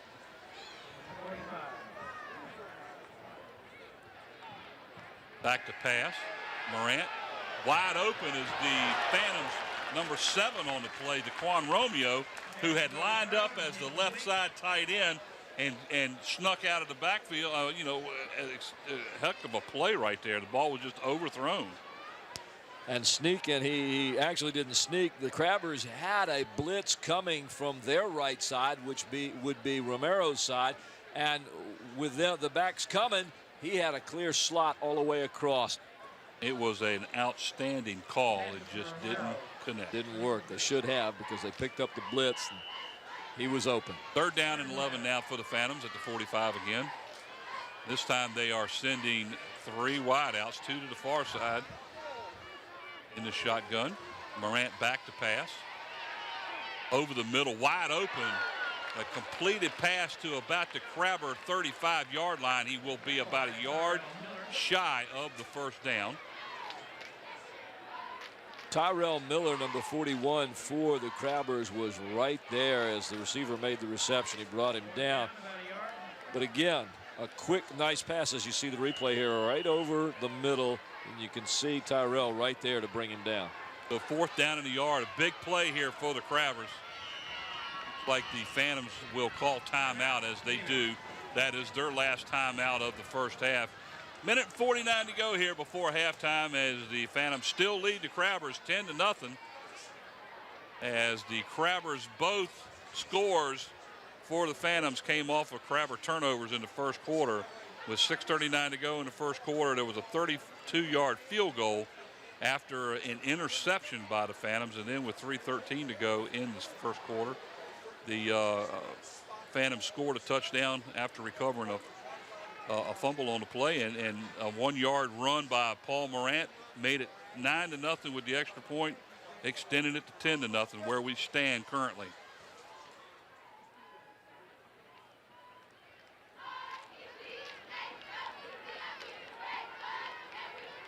Fourth and a yard now for the Phantoms at the Crabber 35.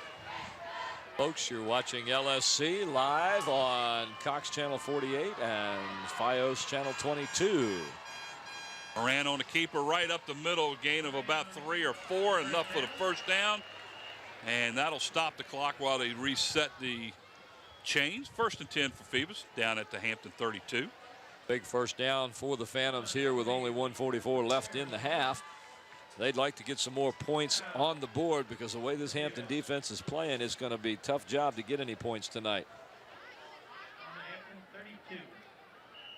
Monty Haney coming back in the game for the Crabbers. He's played a heck of a game tonight on defense. I'll tell you what, every time you look up, he's there. 2 wideouts to the far side now. They're in the I formation. Colby Goodwin up the middle. Good play that time by the Crabbers after a gain of about 4 for Goodwin.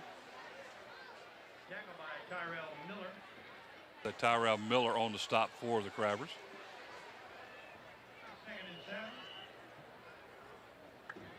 I'm sorry. I was zoned out there for a minute checking on something on the field there. 2nd down and 7 now for the Phantoms. 2 wide outs to the far side in the I formation. Colby Goodwin is the tailback. Back to pass is Morant. A little swing pass is completed. Picked the ball right up off the ground, didn't he? Breaks the tackle and looks like he might go in for the score. Touchdown, Phantoms. As that touchdown was scored by Chaz Robinson, number 25, as he goes about 29-yard pass from Paul Morant. That extends the Phantoms lead now to 16-0. Oh, great job. Had a good view of the camera that time, as our replay people are doing a great job seeing the play as it happens. That was a great job by the wide receivers for Phoebus to push the corners back and allow Colby to just slip out of the backfield for a little flare pass. Henderson in for the extra point is up and good. Now Phoebus, with 46 seconds to go in the first half, extends their lead to 17-0 over the Hampton Crabbers.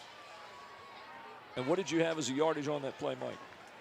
29 yards. 29 yards.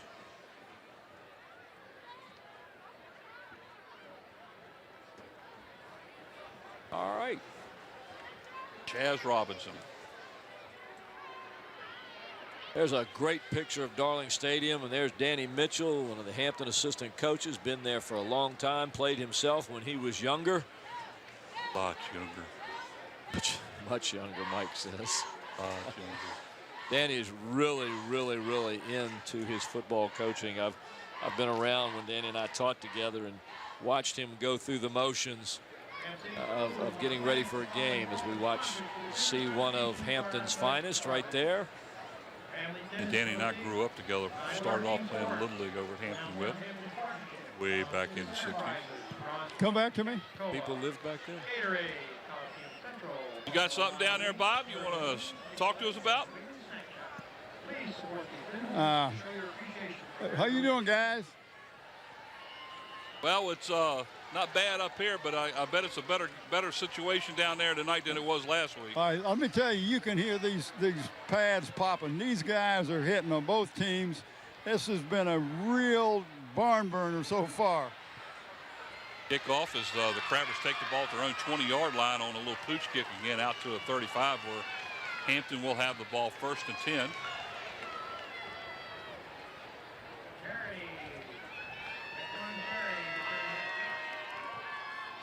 So the Crabbers will take over 1st and 10 at their own 36-yard line. 38 seconds to go here before halftime. Kind of a halfway pooch kick there. Is like we're going to get it over there and see if we can bounce it off somebody in the back and not give you a whole lot to run with. Phoebus did well on the coverage, but Hampton picked up some decent yardage. They have 38 seconds left. Plenty of time for them to get down the field. Hampton's set up in the shotgun. 2 wideouts, or 3 wideouts now, and Deion Funch goes in motion and heads upfield. Little out pattern is completed at the 40-yard line. Will pick up about 4 yards as it is completed to the Crabbers' number 15 on the play, and that's Jamal Brown. I think out pattern there as he threw the ball. Deion Funch had turned up and was streaking down the left sideline. Yeah, I think that's who they wanted. Funch was moving as the trail of a split, and I think they wanted to hit him, but he was covered, and so they went underneath to take what yardage they could get and get out of bounds to stop the clock, which was important. That's right. That particular play right there is going to set up that ball down the left sideline on a pass later on in this game. Better believe it. I think you're right on that. Let's see if they try something like that again. 4 wideouts now, 2 on either side of the line of scrimmage, with Deion Funch all the way over here near the right sideline. And back to pass is Watford, and that is intended for Deion Funch on an out pattern and almost intercepted by the Phantoms. That was a very quick response by the defender. We're trying to pick up his number, but folks, these numbers are almost clear white over here, and it's tough to see. It looked like Brian Hawkins, number 22. Let's see. I believe That's who it was who ended up turning around. I mean, they're even hard to see on our screen. We're looking right at the screen. It's in front of us and can't tell what that is, folks. We apologize. So that brings up a 3rd down and 10 after the incomplete pass. This time they set up the same as they did last time. Deion Funch near side in the shotgun. Back to pass is Watford. Being flushed out of the pocket now, runs up the middle, picks up some good yards, about 9 on the play, out near the 45-yard line. Now it's time for a timeout to be called. But about 5 seconds ago, I'm not real sure why the Crabbers aren't stopping the clock, as they still have 2 timeouts, but it looks like they're going to let the clock run out. Now they finally call timeout after letting about 10 or 12 seconds go off the clock. Yeah, I'm not understanding that, but then again, time for one play. Well, they didn't stop it from moving the chains because it's 4th down and 1 at the 45. That's probably why Mike was letting the clock run. It was 4th down, and you either let it run out to nothing or you have to punt the ball because you're deep in your own territory. That makes sense. Packed house. Look at that. Let me count these people. How many there are? 1, 2, 3, 4, 5, 6, 7, 8. I'll talk to you later then, because it's going to take you a while. No, you got more than that there. Yeah, that's a lot, folks. This is what you're missing if you're not here, and it's the experience of being here that really makes these games. This is a typical situation between Hampton and Phoebus. They always have this same situation. Load them up in the stands because it always does well. Look at Phoebus just setting up defensively with 3 linemen, and they've got everybody else spread out, and all the way back on their own 25-yard line they've got defensive backs. So the Crabbers will go 4th down and 1, and let's see what Watford does with it. He's going to keep it and just run up the middle of the field, and he is down. He's got enough for the 1st down, but the clock will run out. Well, not yet. There is a second left on the clock. The Crabbers do have 1 timeout, and they will take a timeout to give them another play. So that's their last timeout. No timeouts left by either team. Of course, with 1 second left, it doesn't really make a whole lot of difference.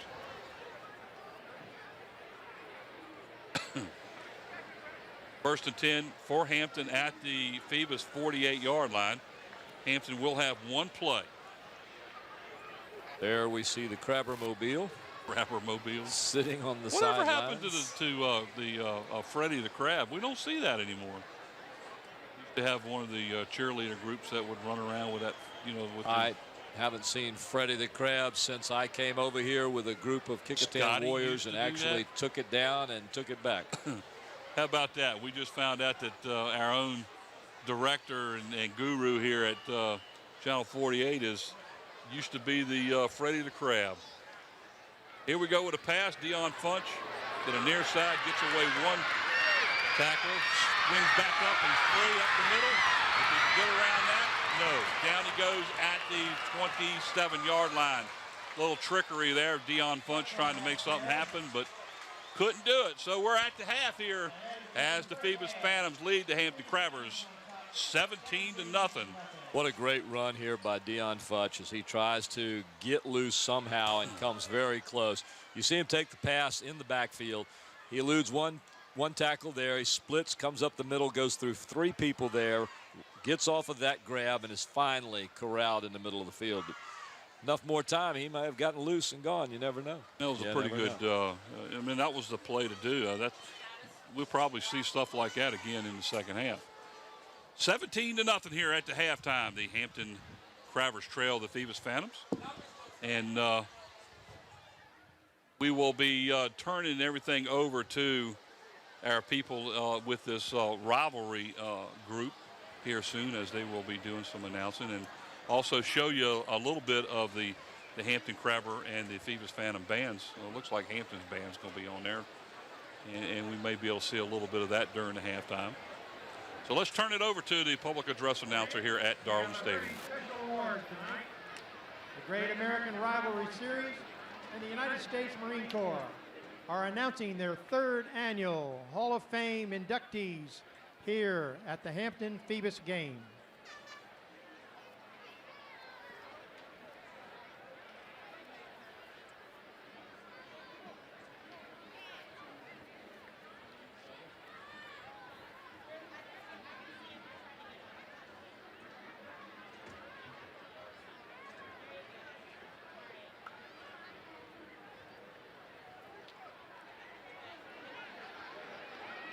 And again, we have a special award tonight.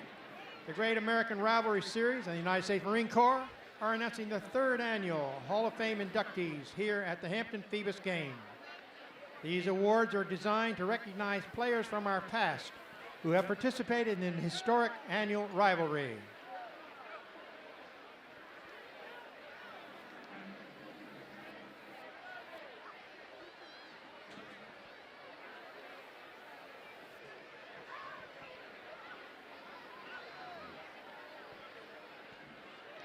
The first inductee tonight will be from Phoebus High School, Xavier Adibi.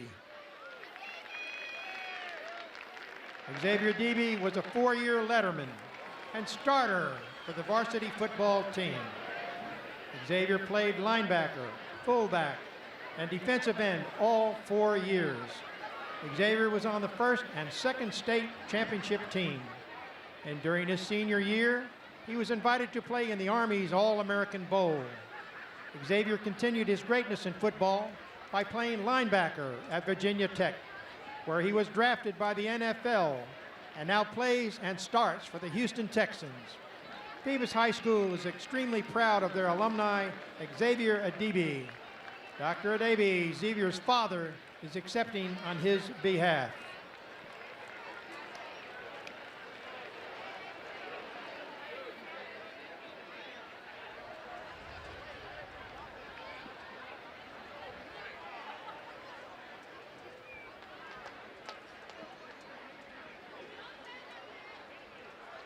And from Hampton High School, the award goes to Myron Newsom.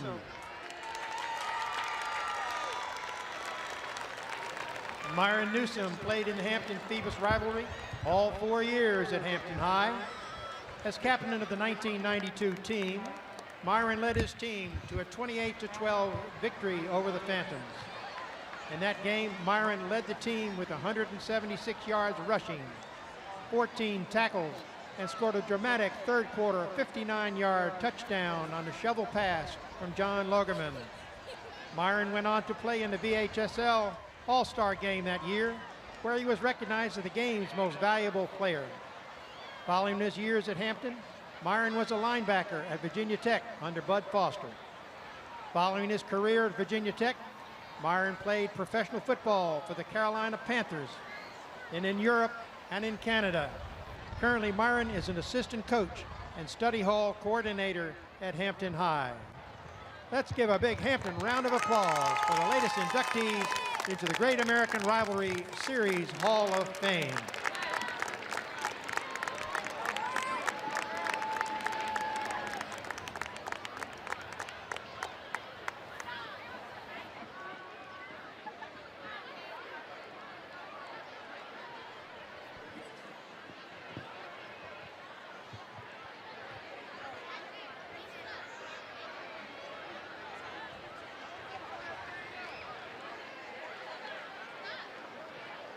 Back up here with Mike Hauser and Paul Rowe. We are at the halftime as the halftime festivities have concluded. A couple of players, Myron Newsom from the Hampton Crabbers and Xavier Adibi, or Mr. Adibi, the father, accepting the award, as both of those past players of Phoebus and Hampton are inducted into the new Rivalry Hall of Fame. We talked a little bit about that. It's something that both of these teams get a little bit, some national recognition here by being one of a few teams that are recognized during the season as this group goes around each week to a new location throughout the country. And rivalry is the word. I mean, you know, they do a little bit of research and figure out which teams in each state have the biggest rivalry. And, you know, for years and years it was Hampton-Bethel. Now it's Hampton and Phoebus. So the Hampton Crabber Marching Band is entering the field now. Shortly we will have we will show coverage of the Crabber Band during their halftime performance here at Darling Stadium. At the half, it's the Hampton Crabbers 17. I'm sorry, it is the Phoebus Phantoms 17 and the Hampton Crabbers nothing. And what a game it's been, ladies and gentlemen. October the 23rd, 2009, coming to you live from Darling Stadium, bringing you the great traditional game, the Hampton Crabbers and the Phoebus Phantoms. Hampton's played well in the first half defensively. I mean, other than that last drive that Phoebus was able to score on, their defense has done a good job. The first 10 points that Phoebus scored basically was given to them off the turnovers. No question about that. Hampton has really stepped it up tonight. But, you know, you're talking about Hampton and Phoebus, and these guys always play well against one another. And, you know, Hampton doesn't have a bad offense. Hampton doesn't have a bad defense. They're good in all areas. Phoebus, we know, has been good and is good and is going to play a tough game. But when it's Phoebus playing Hampton and Hampton playing Phoebus, these guys tend to step it up. Well, I thought it was kind of ironic that when the Phantoms offense spread out on the field, the Crabbers defense did a good job containing them. But when they reverted back to doing that power running game and didn't use any wide receivers, they were able to move the ball pretty much at will. So I got a feeling you're going to see a lot more of that in the second half by the Phantoms. Well, both of them are going to have to do some adjustments there. And Hampton did a great job of getting in. Like I said, Monty Haney, along with some others, have been putting good pressure in the backfield. And Phoebus is used to getting their runners to the line and through the line, and that's not happening tonight. So they're going to have to make some adjustments as well. But don't think Hampton's not going to make them as well. Well, let's send it down to the field as the Crabber Marching Band will take the show for a short time. Band director Michael Bartuszak. Percussion instructor is Lando Olson. The major and flag and dance line instructor is Nika West, Simone Hall, and Brianna Laney. A show features 60 Crabber musicians, flagline and majorette. They will perform well on hits from Jackson 5. I Want You Back. I'll Be There. The drum majors are Alex White and Mika Thomas. They will conduct today's halftime show. Please enjoy the halftime performance presented by the Hampton High School Crabber Band.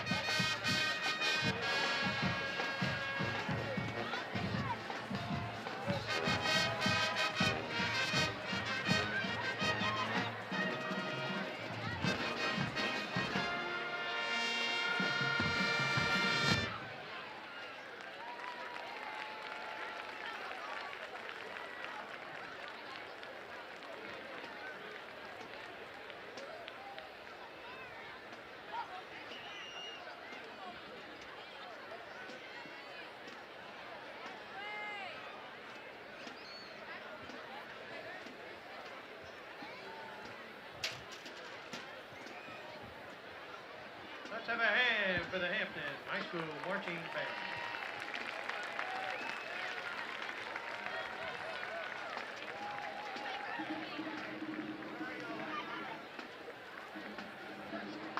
And tonight's contest between Hampton and Phoebus has been designated as a featured game in the nationwide 2009. All right, back here again, the halftime score is the Phoebus Phantoms 17 and the Hampton Crabbers nothing.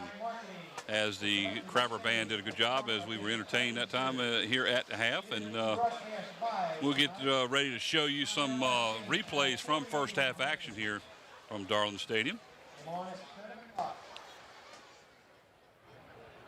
You can hear a broadcast of tonight's game on the internet at greatamericanrivalry.com.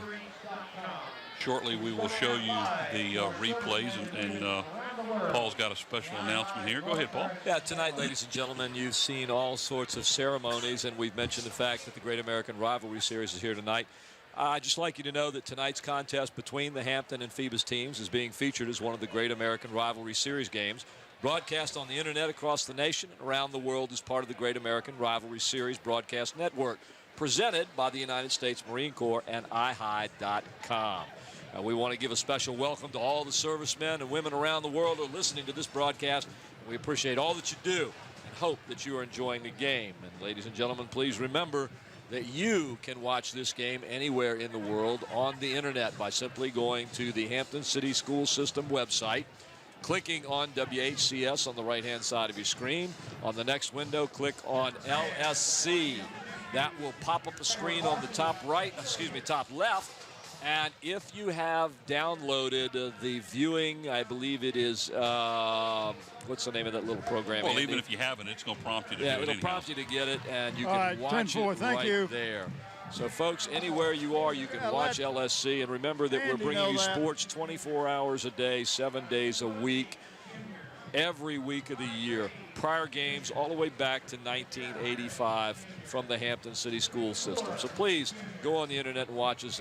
And if you have friends, neighbors, and relatives who want to see some of their friends, neighbors, and relatives playing live, tell them to go to the internet. They too, doesn't matter where they are. If they're in St. Louis, Missouri, if they're in Louisville, if they're in Michigan, if they're in Minnesota, anywhere they are, they can watch the games on the internet.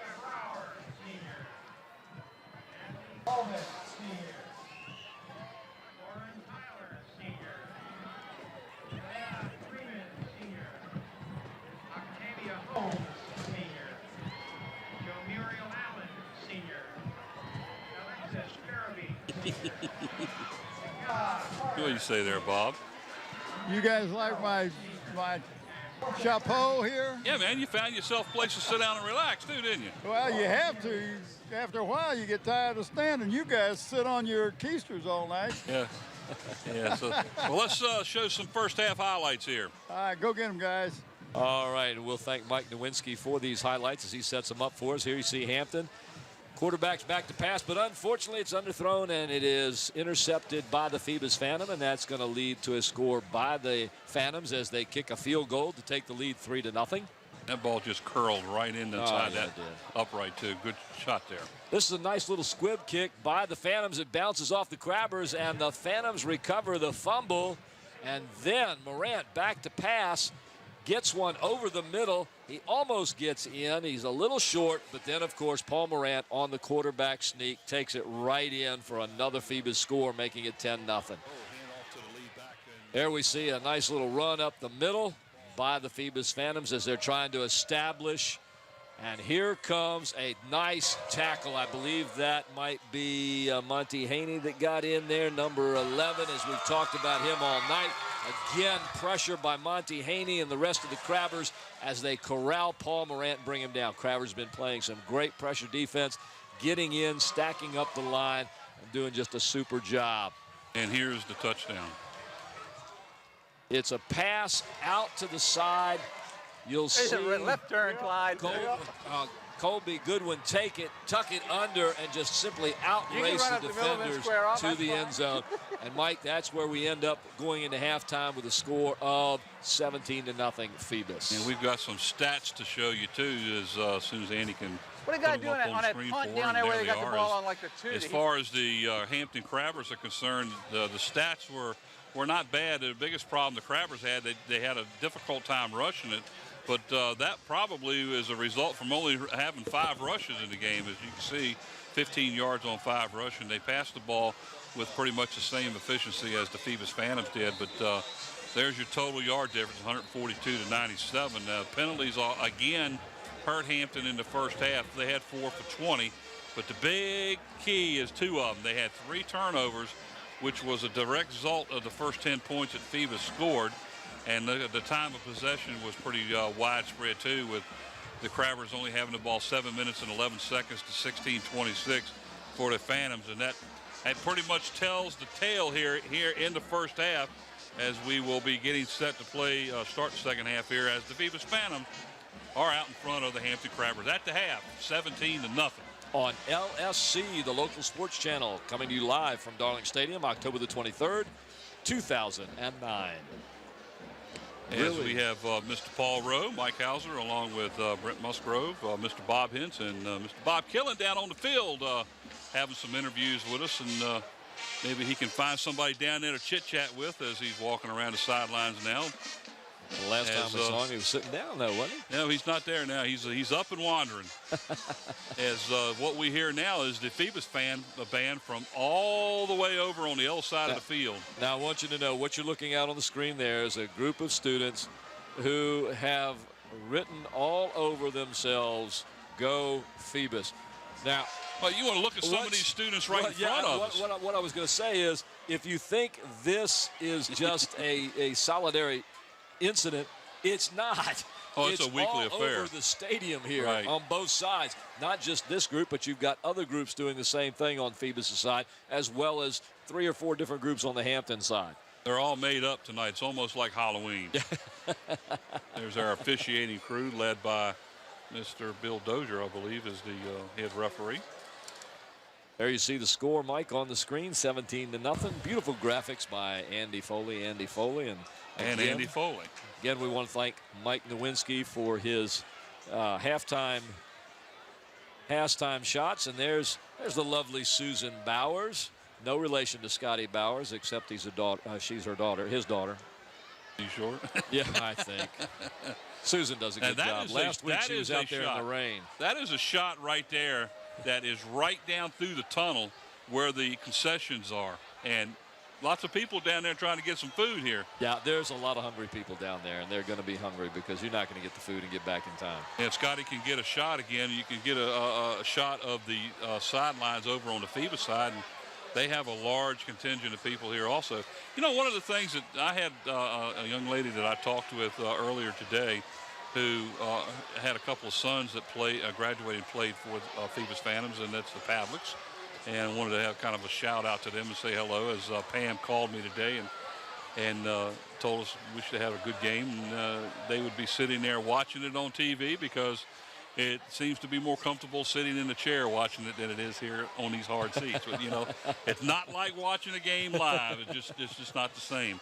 One of the things that she said was that it was really good about watching it on TV was they get to see replays of the plays. Yes. And what a difference that is. The people in the stands don't have a video screen to be able to see them, but we can see them, and the folks at home get to see our replays. Mike Nowinski does a great job with that.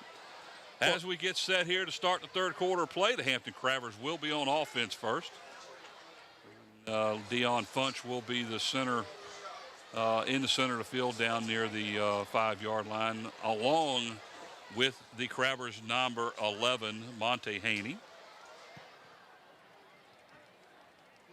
Also down there for the Crabbers, I believe, is Brian Hawkins, number 22. Hello, guys. So the Crabbers are getting set to receive. Am I coming across?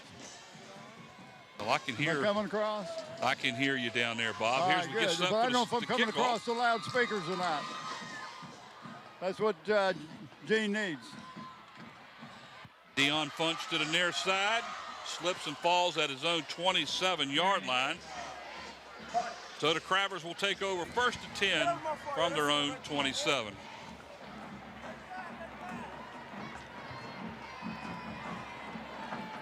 Here you go. Bob, did you have something down there you want to talk to us about?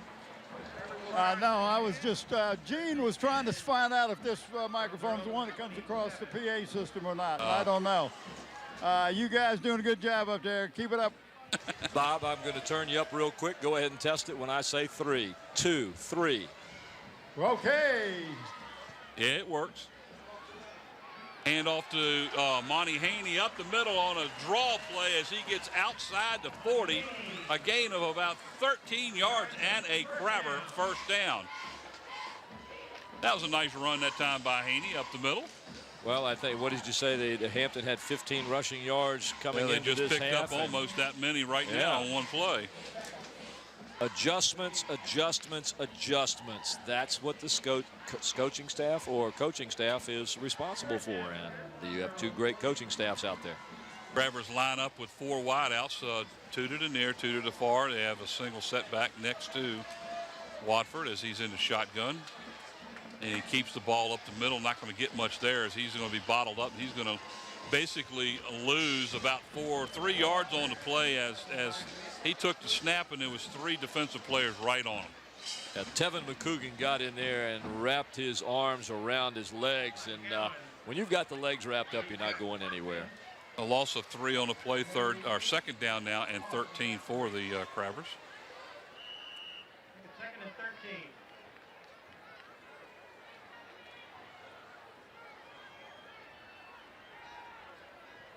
Same setup this time, 2 wideouts either side of the ball. In the shotgun, Watkins throws the ball to the near side punch, gets away from a player, and good defense on the play by the Phantoms. Who was that, number 32 on the defense? Yes, it was. And that is Khalid Taylor. Hadn't heard much on him tonight, but he's an outstanding player for the Phantoms. Little quick screen to the near side, didn't get a whole lot there, maybe 5 yards on the play. That's going to bring up 3rd down and about 8 now for the Crabbers. I'm sorry, it's 3rd and 12. I was looking at the wrong pole on the sideline over there. 3rd down and 12. All I got to do is read the screen, right? Just read the screen. Just read the screen. A lot going on up here. In the shotgun again. Back to throw again to Dion Punch, and not a lot there as he breaks a tackle, but goes out of bounds and at about the 42-yard line, a gain of only about 4 on the play. That's going to bring up 4th down and about 8 for the Crabbers. So Tyler Hutchins will come in now to punt the ball away. Crabbers trying to get Dion Futch going in this game here, trying to involve him as much as they can, but Phoebus, they've got somebody's eyes on him all the time, and they're going to double team him when he's outside. So it's going to be tough for him to get going tonight. Tyree Lee will take the ball at about the 33, and he will carry the ball all the way up to the Phoebus Phantom 44-yard line. Gain of about 11 on the carry, on the return. So Phoebus holds the Crabbers in their first down series of downs, and will take over 1st and 10.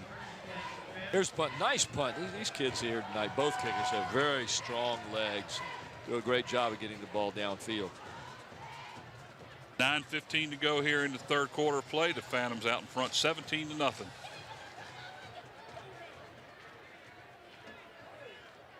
First and 10 now, Phoebus.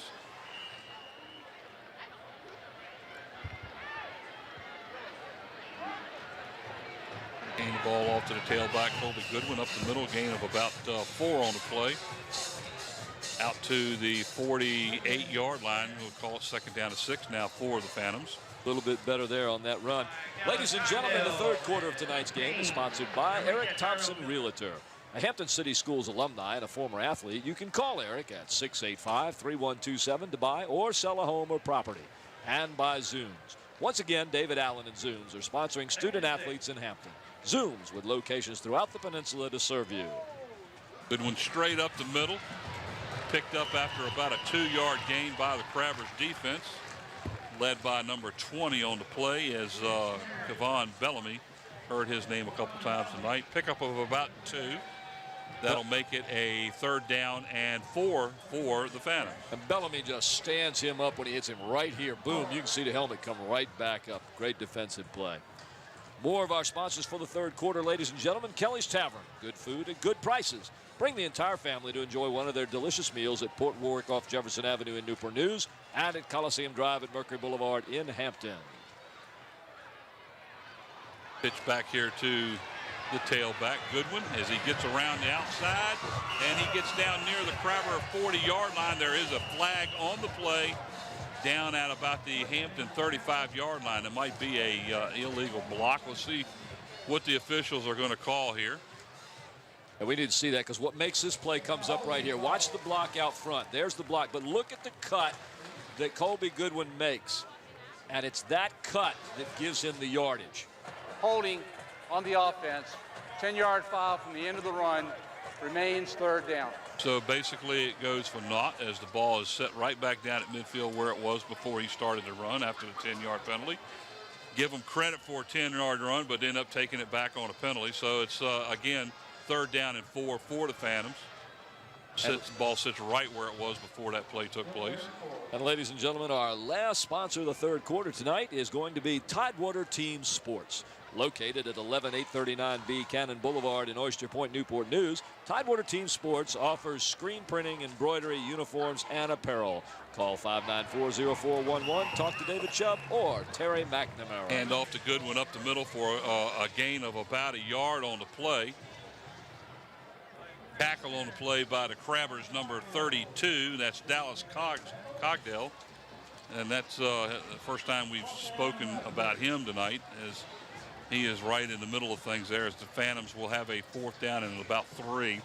And they will set up to punt the ball away now to the Crabbers. Dion Funch stands back at about his own 15-yard line as they kick the ball away from him, and what a kick. He booms that ball all the way outside on the opposite side of the field as the ball goes out of bounds at the Hampton 14. And ladies and gentlemen, our newest sponsor for the third quarter this year, Coliseum Central. Coliseum Central is located right in the heart of Hampton Roads between Armstead Avenue and I-64. You can take care of all your shopping, dining, entertainment, medical, and business needs right there. More than 700 friendly businesses wait to serve you in one compact and convenient location. Coliseum Central. You'll find your favorite national chains as well as unique family-owned stores and service businesses.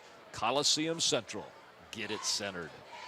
Watkins back as he hands the ball off in the backfield to, I believe, Haney, and nothing there as he's going to lose about 5 yards out inside the Crabber 10-yard line. And that defensively, Phoebus is really stepping it up here in the third quarter.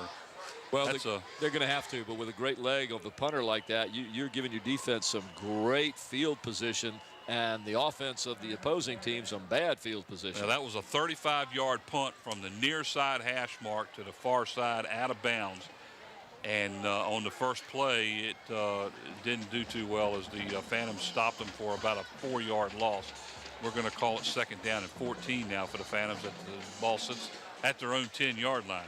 There you've got two guys on the screen right there, the leaders of this team, Dion Futch, number 24, and David Wofford, number 5, the quarterback and the tailback. Both, well, Funch is a senior, but Wofford's a junior, Wofford I believe. is a junior.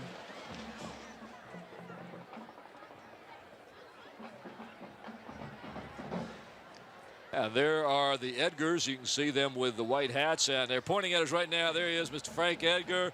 And there's Conky Sorrell on the right. Young Mr. Frank Edgar on the left. Wave to his guys, yes. And great people they are. Here we go. Second down and 14 now for the Crabbers. 4 wideouts. There's a pitch out to Dion Funch, and nothing there. He's going to pick up maybe 2 on the play to about the 12-yard line, where the Phantoms defense does a pretty good job holding them there. Yeah, that was. Hampton is really trying their darndest to get the ball into Dion Funch's hands, and the Phantoms are doing a good job containing it. But the linebackers that time just stayed right there they were and kind of slid along the line, following Wofford to see what he's going to do. And once he pitched, there was nobody there blocking them. More of our great fans from the Hampton side. How are you? Look, yes, there you go. Wave. Oh, my goodness, she says, I'm on TV. Yes, you are. And you're on TV live. All right, 3rd down and 12 now for the Crabbers after the 2-yard gain. Again, in the shotgun, David Watford. Looks like a delay a game against the Crabbers. That's going to march them back 5 Delay yards. the game on the offense, 5-yard penalty. Not a good thing to have when you're back on the 10-yard line, you know. No, not at all. And I don't know whether you caught it or not, but when we went to that shot of the crowd, the young man walking up there for the Ham side was just shaking his head when he heard that penalty.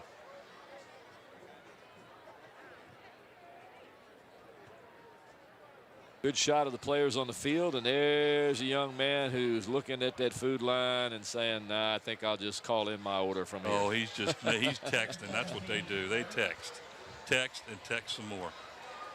All right, here we go. That. 3rd down and long for the Crabbers.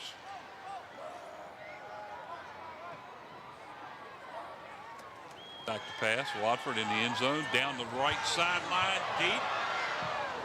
It was intended for the Crabbers.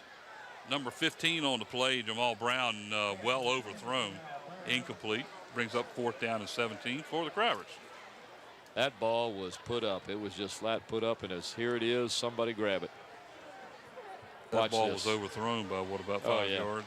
Well, he's back in the end zone. If he doesn't get rid of it quick, he's going to end up in some trouble.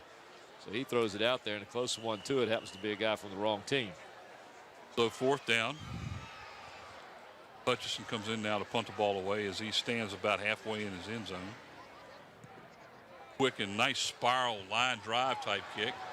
And it's a fumble picked up by the Phantoms right there, and he will be tackled for about a yard loss after he catches the ball. Looked like it was fumbled by Goodwin back here and picked up by number 22, Brian Hawkins. Very good job, but they had 2 of them back here for him to be able to get that. Here's a replay.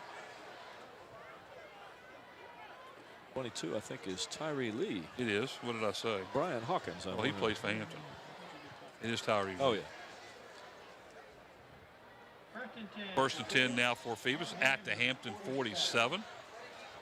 As Hampton's defense has got to stiffen up again. So far, both of them just kind of playing Punch and Judy here. Let's see what you got. Here's what I've got. And field position right now. 3 wide outs to the near side for the Phantoms as there's one setback back there with Morant. Back to pass. Over the middle. Almost intercepted. Good job by Paul Morant on the play. Incomplete. Deion Futch that time, Mike, just played that pass coverage perfectly. Watch him as he just slides back. He's playing coverage out in the back. He comes in and just knocks that ball away. They're just giving way, kind of in a zone coverage, see where the ball's going. And Futch, being as fast as he is able to get in there and get the hands. Called cover 3, fellas. Did a good job reading that one, and that's going to bring up 2nd down and 10 after the incomplete pass. 5:02 to go here in the 3rd quarter. The score remains the same. Phoebus 17, Hampton nothing. As the ball is handed off to the first back through the line, and that is Chaz Robinson, number 25. And Bob, can you hear us down there as we watch the replay up here? Yes, I can. You made a great comment, and you hear this all the time. You know, I simply call them zone defenses now, but they've gone to the cover 2, the cover 3. Right. Do you want to explain that to everybody so they understand? Because I'm an old guy and I just call it a zone, but there is cover 2 and cover 3 well, now. it is a zone. Right. The cover 3 is you got 3 areas of the field that you're covering, and each person's got an area that he covers. Well, intercepted by the Crabbers. Uh-oh. By number 7 on the play is that's Jason Mango Graves. Ball was underthrown. You see what they're doing. That's what they call cover 3. You got 3 areas, 2 sidelines in the middle. And then sometimes you underneath people will play man-to-man. Mike will do that a lot. There you see the good the results of what happens when you play that type of a defense. The Crabbers get the ball on an interception. Phantom's first turnover of the game. The Crabbers had 3 in the first half that led to 10 of those 17 points by the Phantoms. So Crabbers take over 1st and 10 at their own 32. Draw play this time. And it was to the Crabbers' number 2, Daquan Charity, who carried the ball a lot last week, but I believe that's the first time we've seen him with the ball tonight. I think it is, and Chaz Robinson just stopped him cold right about there. Just hit him in the best place you can hit somebody, right there where the body bends. Gain of about a little bit more than a yard. We'll call it second down, a long 8. Well, Mike, as far as I'm concerned, this could be a big series for Hampton. They need to take advantage of this turnover. They need to get some positive yardage on this offense and let their defense rest for a while. Yeah, that one's coming. That's not going anywhere as the wide receiver on the far side decided to move a little early. Again, another mistake, another penalty for the Crabbers. And you could see him just looking very dejected over there, knowing that, whoops. Prior to the snap, false start against the offense. 5-yard penalty. Make it second down and 13 now for the Crabbers. Here you see as the play starts, and whoops, whoops, whoops, whoops, whoops. You can see him up there at the top of your screen kind of doing the one dance. of those things where it was going to be a giddy-up horse, and he just didn't want to go. And, Bob, thanks for explaining that coverage to us. We really appreciate that. We saw just a great example of it right there. Second down and long now for the Crabbers. In motion for the Crabbers. Pass over here to Dion Funch. Got a good block on that player that went in motion, who was number 7, Menango Graves. Jason Monago Graves. Monago. Jason Monago Graves. I'm wondering if he's related to William or Bill Monago, young man that I taught many, many, many years ago. 7-yard pickup. Third down and about 6 now for the Crabbers, with the ball resting at their own 36-yard line. Why, this quarter going very fast here, Mike. 42 on a running clock. Uh-oh, here we go again with a little bit of confusion. 4 wide outs, again 2 on either side. In motion for the Crabbers is Daquan Moore.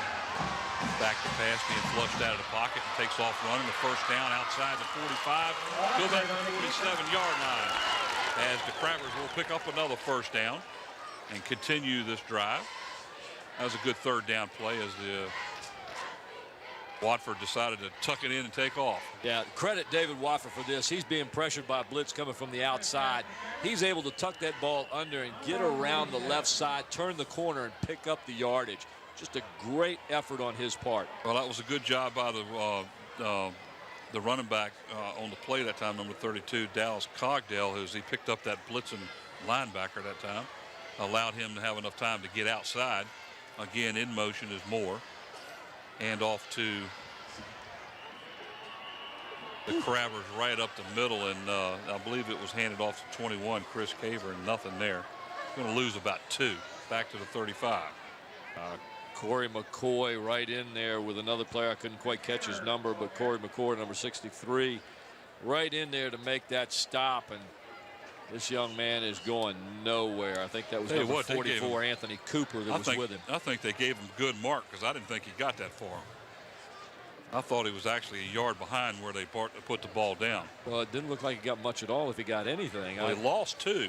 Yeah. But the replay, it looked to me like he never got back to that 35-yard line. Here we go, second down at 12 now for the Crabbers. Whistle now as they call a timeout for the officials. Apparently somebody's got a equipment problem there. Give the players time to take a deep breath, and here we go. Second down at 12 now, the Crabbers. 3 wide outs to the near side. Number 7 in motion is Menango. Back to pass. It's completed out to the far side over there. Is it to number 15 on the Crabbers? That's Jamal Brown. Gain of about 8 on the play out to the Phantoms' 47-yard line. Jamal Brown, just a 10th grader. 10th grader. So third down and about 4 for the Crabbers. Another third down opportunity here. Crabbers have a lot of 10th graders, Mike. Looking at my chart here, 1, 2. Even got a 9th grader, 3, 4, 5, 6. Got 3 9th 7, graders 8, on the 9, team. and 3 9th graders.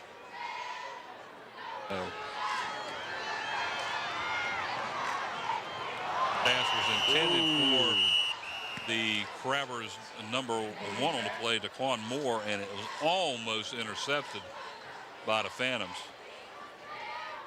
Sean Arnold almost picked that one right off the top of the grass. Somebody tipped it at the line, it looked like there. And right now the Crabbers are seeded 5th before tonight in the region. Losing this game won't knock them out, but another loss in the season would. Yeah, I'm thinking 3 losses. I'm not so sure that's going to get you in the playoffs, but we'll have to see. 4th down and 4 as Crabbers in, Hutchinson in to punt the ball away. Wobbly kick as it's taken by the Phoebus Phantoms on a fair catch. And I believe that was Khalid Taylor on the fair catch. So the Phantoms will take over 1st and 10 from their own 22-yard line. 6 seconds to go here in the 3rd. As this quarter sure has shot through, hasn't it? This quarter just went boom. And nobody has hit pay dirt in the 3rd quarter. Still 17-0 Phantoms, same as it was at halftime. Ladies and gentlemen, you're watching live LSC Local Sports Channel, coming to you from Darling Stadium, October the 23rd, 2009, the Hampton Phoebus football game, and our game is a good one.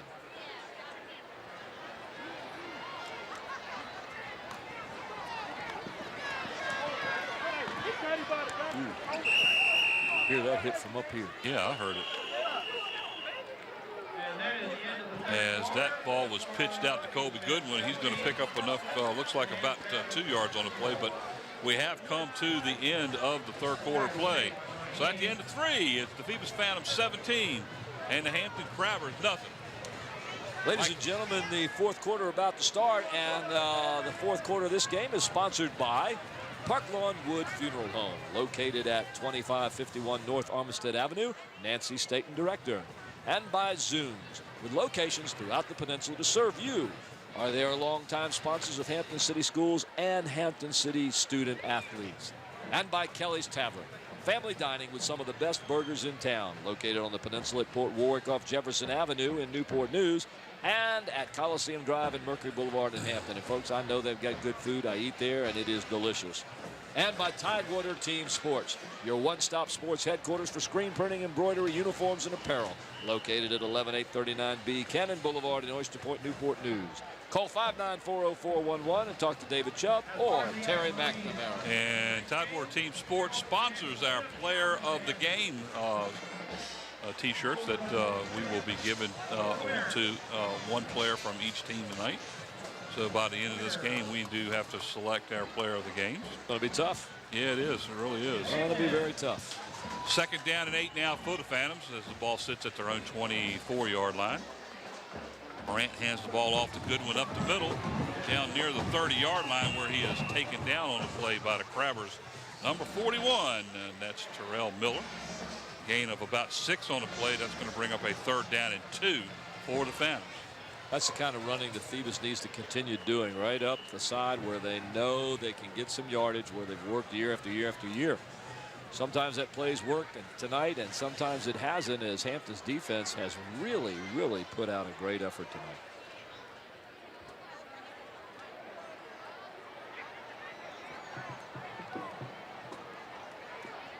Again, Colby Goodwin up the middle for 5, 6, almost 7 yards. That's going to be good for the 1st down. And we will be picking a rivalry series, a Great American Rivalry Series 2009 MVP ballot. So we will be submitting a ballot here for their MVP of the game too, which they will be presented a trophy as the most valuable player for tonight's game. 1st and 10 now, Phoebus. Goodwin up the middle. Not a lot there as number 11 for the Crabbers, Monty Haney, gets to stop as he is brought down at about the 37-yard line.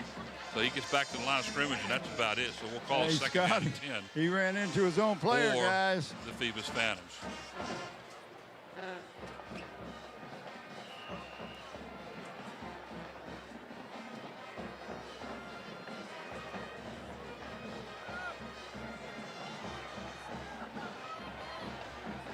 Second down and 10 again for the Phantoms. Oh, man. As the Crabbers jump offside again.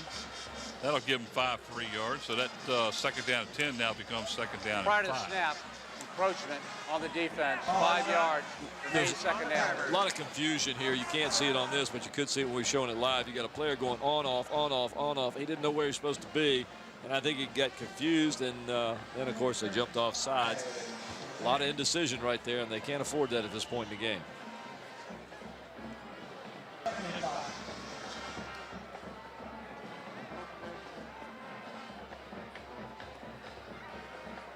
So another penalty that might cost the Crabbers.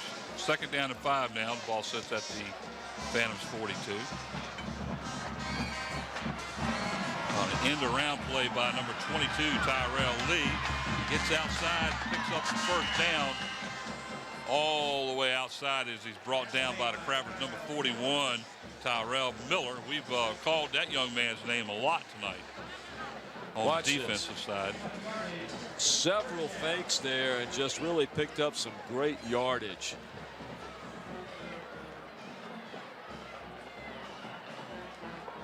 Enough yards for a first down now for the Phantoms as they go 1st and 10 from their own 48-yard line as they continue to keep the ball in play.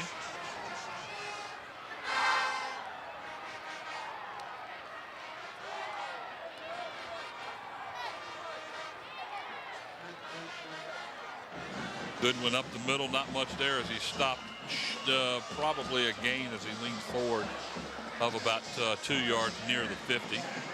So 2-yard gain for the Phantoms. Bonnie Haney, one of the lead tacklers on the play, as the front line of the Crabbers seems to do a pretty good job tonight as they're holding their own for the most part. But this big Phoebus line is starting to wear them down just a little bit. Yes, they are.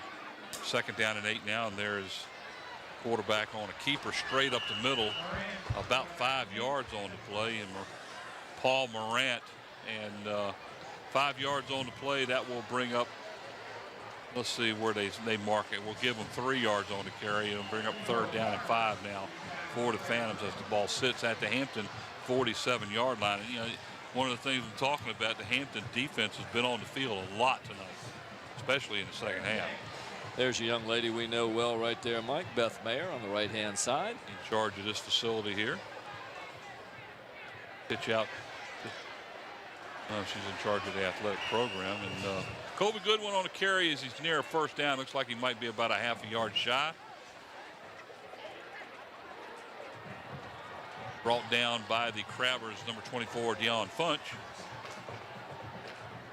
Along with number 55 on the play, Terrence Mack. 4th down and a yard as the ball sits at the Crabber 43-yard line. As Phoebus will continue to try to grind out the yards. Well, you've got to lead 17-0. Your running game is doing a fairly good job against this tough Hampton defense. As long as you can control the ball, you want to do it, and that'll eat up the time.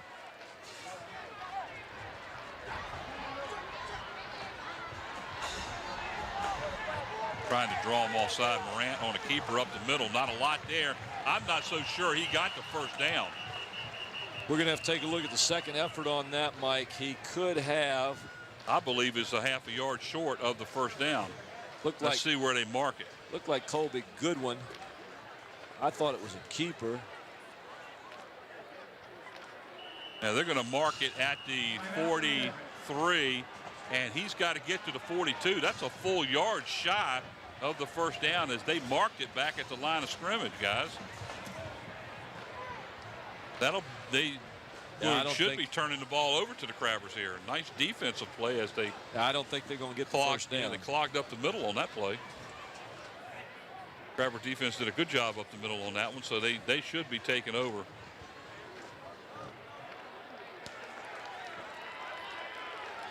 And they do. The Crabbers hold.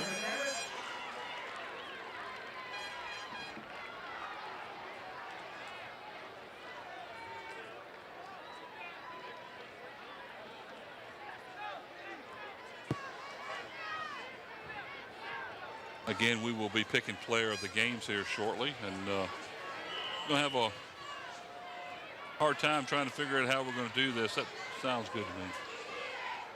Yeah. First and 10 Hampton, as the defense does a pretty good job there holding the Phantoms. And they will take over first and 10 at their own 43-yard line. There's a pass on a little swing pass to the Crabbers' number 15, Jamal Brown, close to a first down. Looks like he might be about a half a yard shy. Give him 9 on the carry. Second down and less than a yard now for the Crabbers, as the officials look like they're going to stop it. And so we'll have to wait and see as they will bring the chains in, and I believe he's about the length of the football short.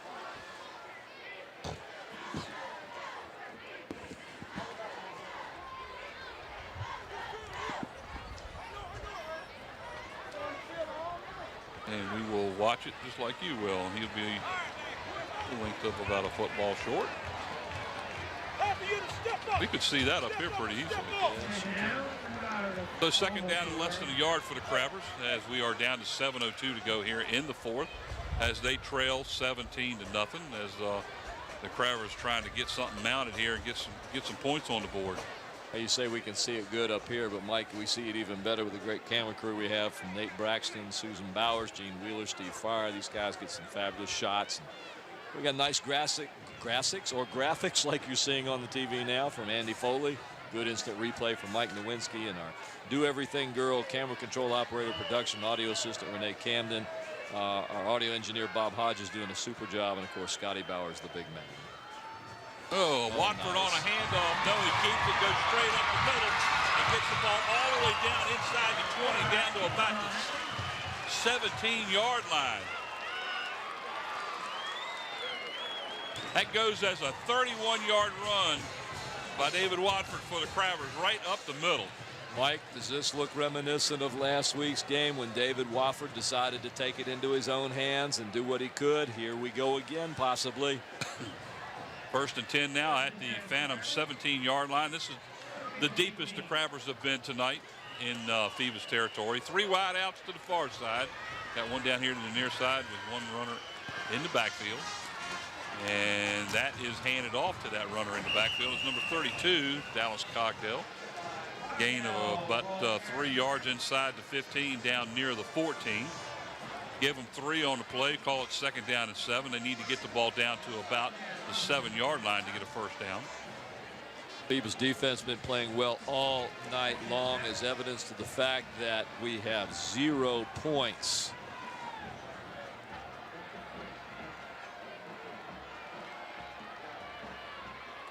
Who did we pick last week?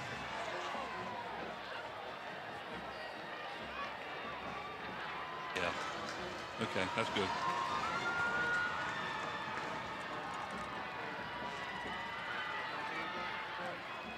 Oh, what a hit that time by the Phantoms.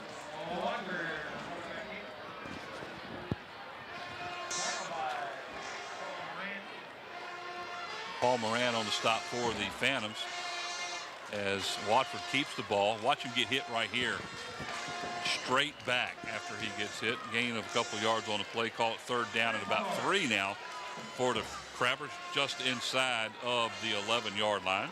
Well, this is 4th down territory right here in a 17-0 game. You know they've got 2 downs for it. Watch Dion Funches. He's wide to the right over there. And looks like Watford's going to call timeout. Didn't like the call. Yeah, he was confused about something up there. He didn't like the defensive scheme, or something just didn't feel right to him. So we're at 5:16 to go here in the 4th quarter. 17-0 Phoebus out in front of the Crabbers, as the Crabbers mount their first drive of the game. Try to cut into this 17-0 lead.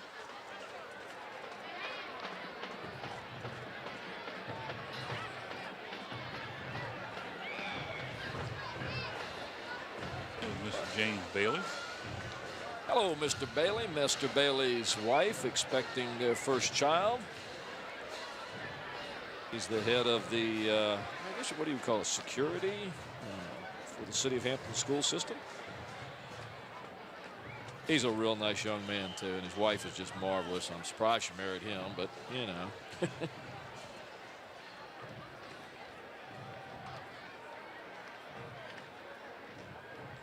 So the Crabbers get set here after the timeout. They're first. They still have 2 left. Phoebus has 3 here in the final 5 minutes and 16 seconds.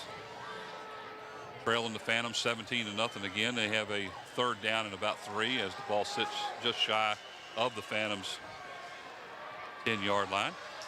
Watford under center this time. Motion man to the right. There's a little swing pass that was intended for the Crabbers, number 15 on the play, and that's Jamal Brown. Not much there. There's Myra Chambers, the principal of Hampton High School, along with a few of her friends, possibly faculty members.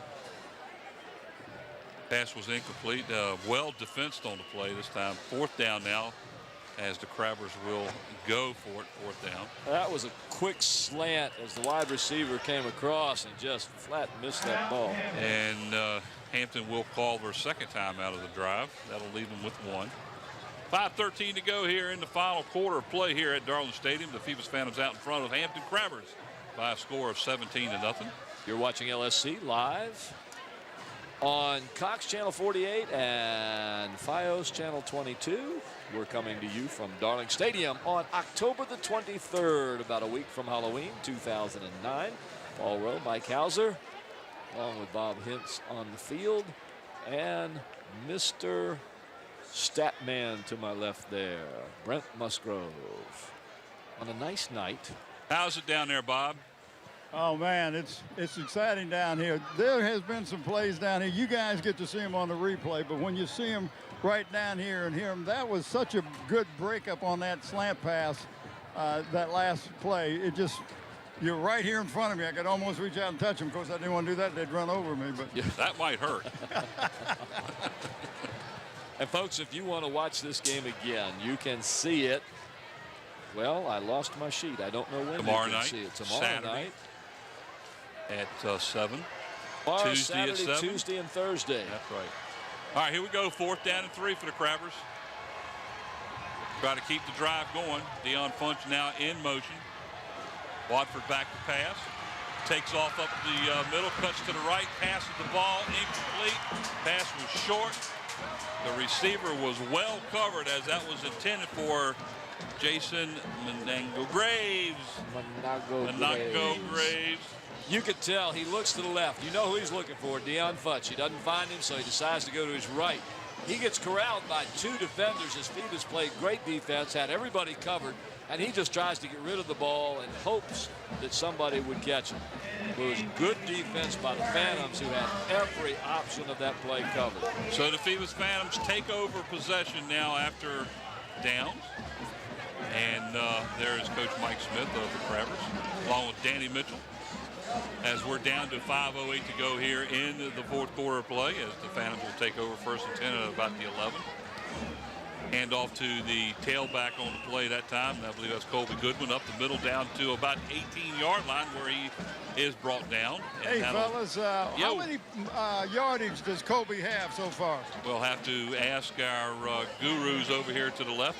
So you want to know how much yardage that Colby Goodwin has? That is correct. That will be Bob Killen, who will give us that information here shortly. Does he have to take his shoes off to count? How many carries? 20 carries for 62 yards. They've been tough yards tonight, folks.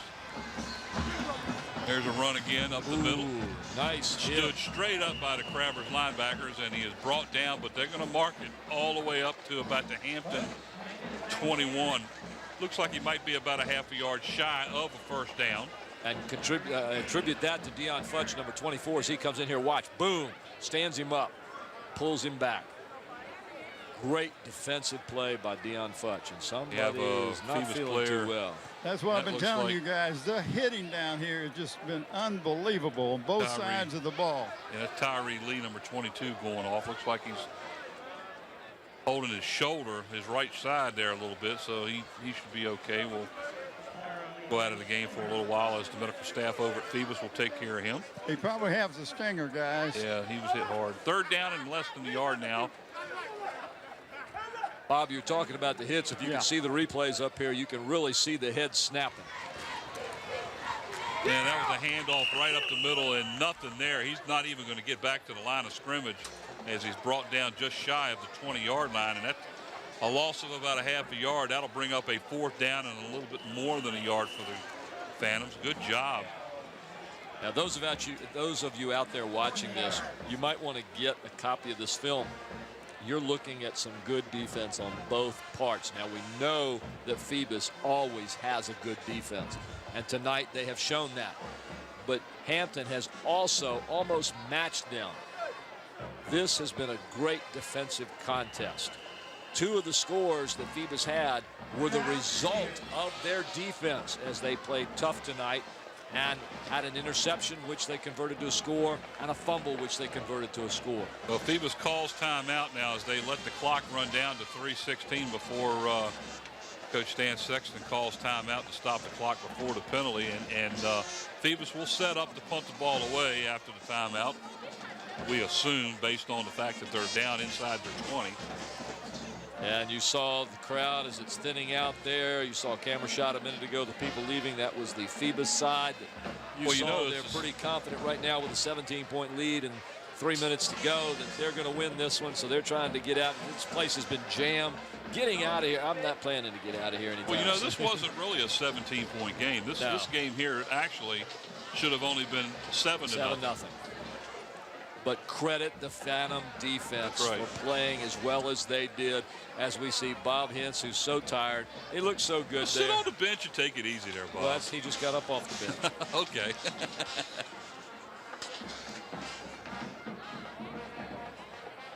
So Dion Funch will drop back to about his own 40. Ooh.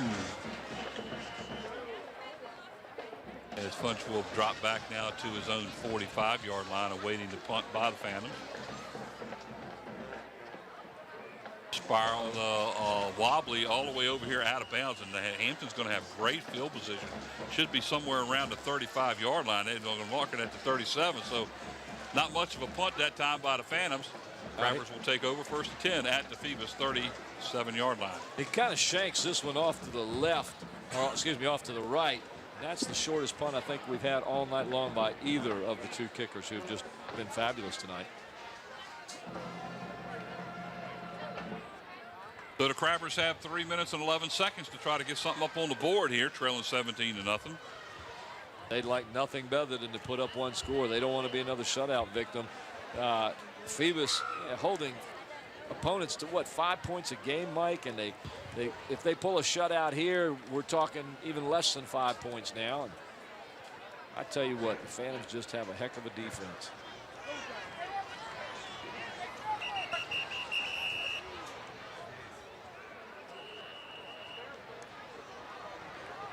I heard 3 whistles there. And they stopped the clock for whatever reason, but all that did was give Hampton another 25 seconds on the play clock. Hand the ball off to Monty Haney as he spins around a couple times, gets a yard or 2, and that's about it as he's tackled just shy of the 30-yard line. Monty Haney has been a busy man. I know you've heard me call his name on defense. He has just turned in a great game on defense, and now they've got him running the ball. He's going to be tired tonight, Mom, so make sure he gets some good sleep.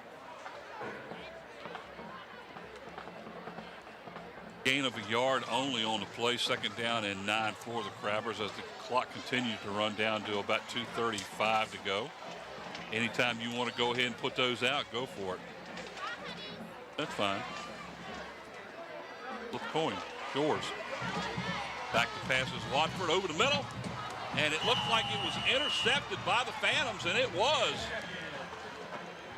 It was intended for Dion Funch, and it was overthrown. And I believe it was Colby Goodwin, number 38, that intercepted that ball.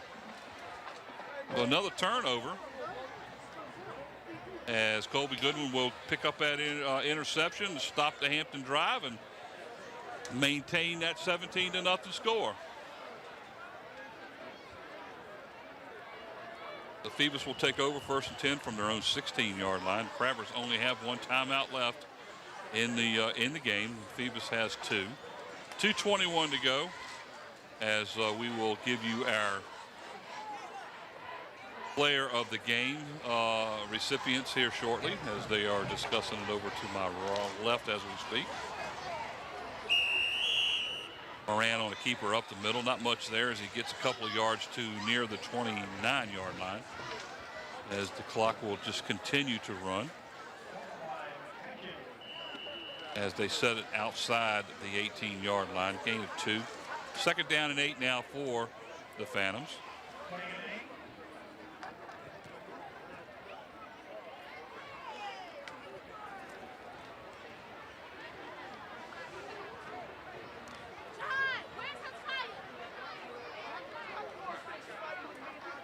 Minute and 42 to go. Grant on the handoff to the tailback. He breaks free. Enough for the 1st down. That's pretty much going to wrap this one with 1:34 left, ladies and gentlemen. A 1st down for the Phoebus Phantoms. They can pretty much just run the clock out here. As you see, Looks like we have a penalty on the field. Well, that's going to bring it back. I never saw the flag, but there it is all the way over there at the 18-yard line. So instead of a 1st down now, it's going to be a 2nd down and 6 men about on the 13. line. 5-yard penalty remains 2nd down. So they needed to have that old 7th player up on the line of scrimmage to make it legal. You got to have 7 players on the line of scrimmage before the snap. Can you have 8? I think so. You got to have 7 on the line of scrimmage. Can you have 9? No, I don't think so. You have 10. No. Well, do you have nothing else to talk about? 2nd down, 13 for the Phantoms as the clock runs at the minute and 15 to go. And off to the up back, and what a hit. We could hear that all the way up here, and he is still going. What a great job. That's a forward fall. That's a forward lateral. And unfortunately, after having such a great run on that play, they're going to end up hurting themselves. Was that number 25, Chaz Robinson? I think it was. That was just. That was a run of about 22. About 22 yards. Watch this. Chaz Robinson gets it. He breaks off the side. He hits a couple of. It looked like he stopped. Dion Funch just hammers him right It's there. an illegal forward pass on the play. It's a 5-yard penalty from the spot of the foul. After administration of the penalty, 1st down. You know, it still looked good from up here, though. Yes, it was a great 1st run. and 10 for the Phantoms as the ball sits at the Phoebus 28-yard line. They still had the 1st down even with the penalty. A minute and 3 to go here as the clock will wind up, so we have enough time for maybe 2 plays, and that's probably it.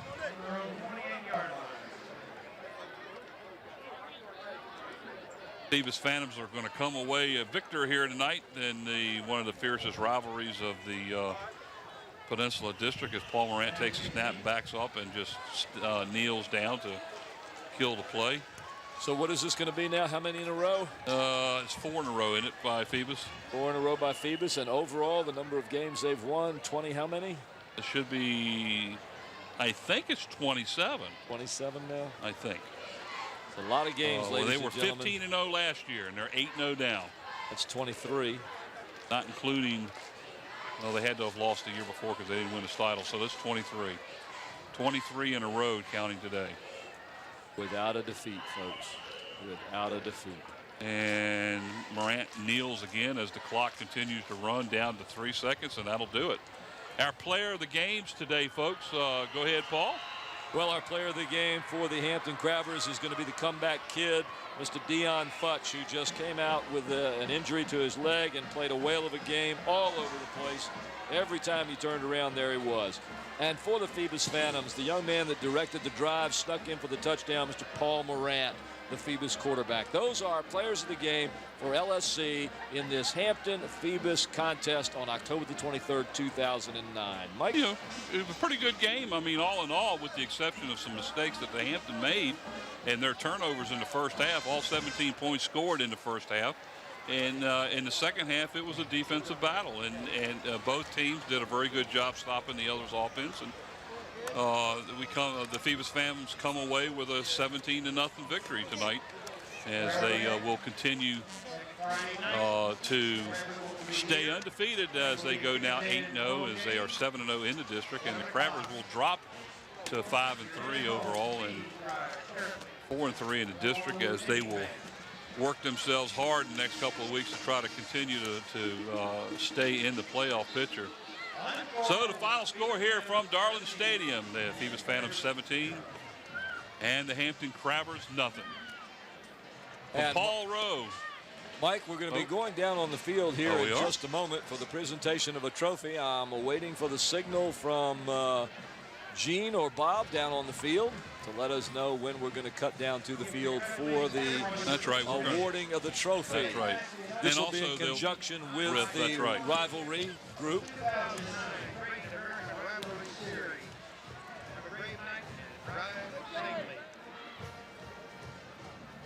They also have a player of the game MVP too for tonight that they are presenting to, I would assume, a player from Phoebus.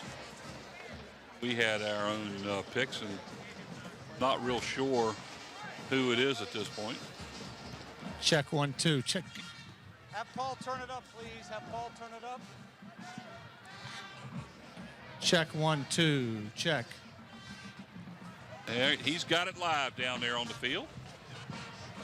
So, ladies and gentlemen, in just a moment, we're going to go live down to the field for the presentation of trophies.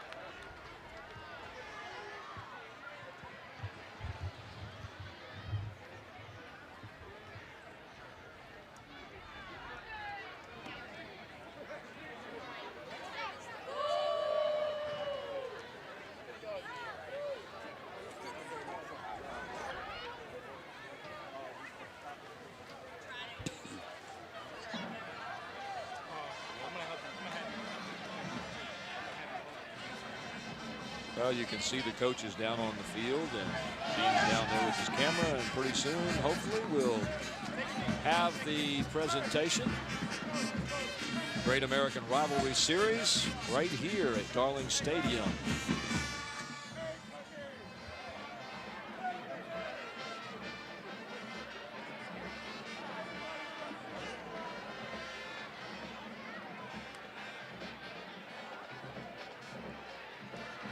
You see Lisa Smith, coach of Mike Smith, and in the background, Danny Mitchell. Lee Taylor Smith right behind the young lady in the light coat. Thank you.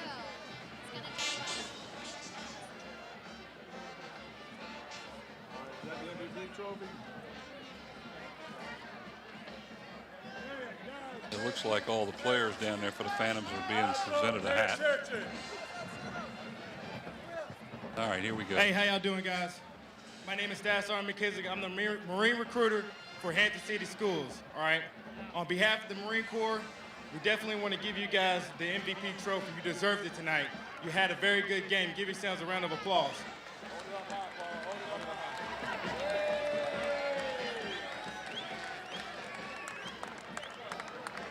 You guys did a very good job today.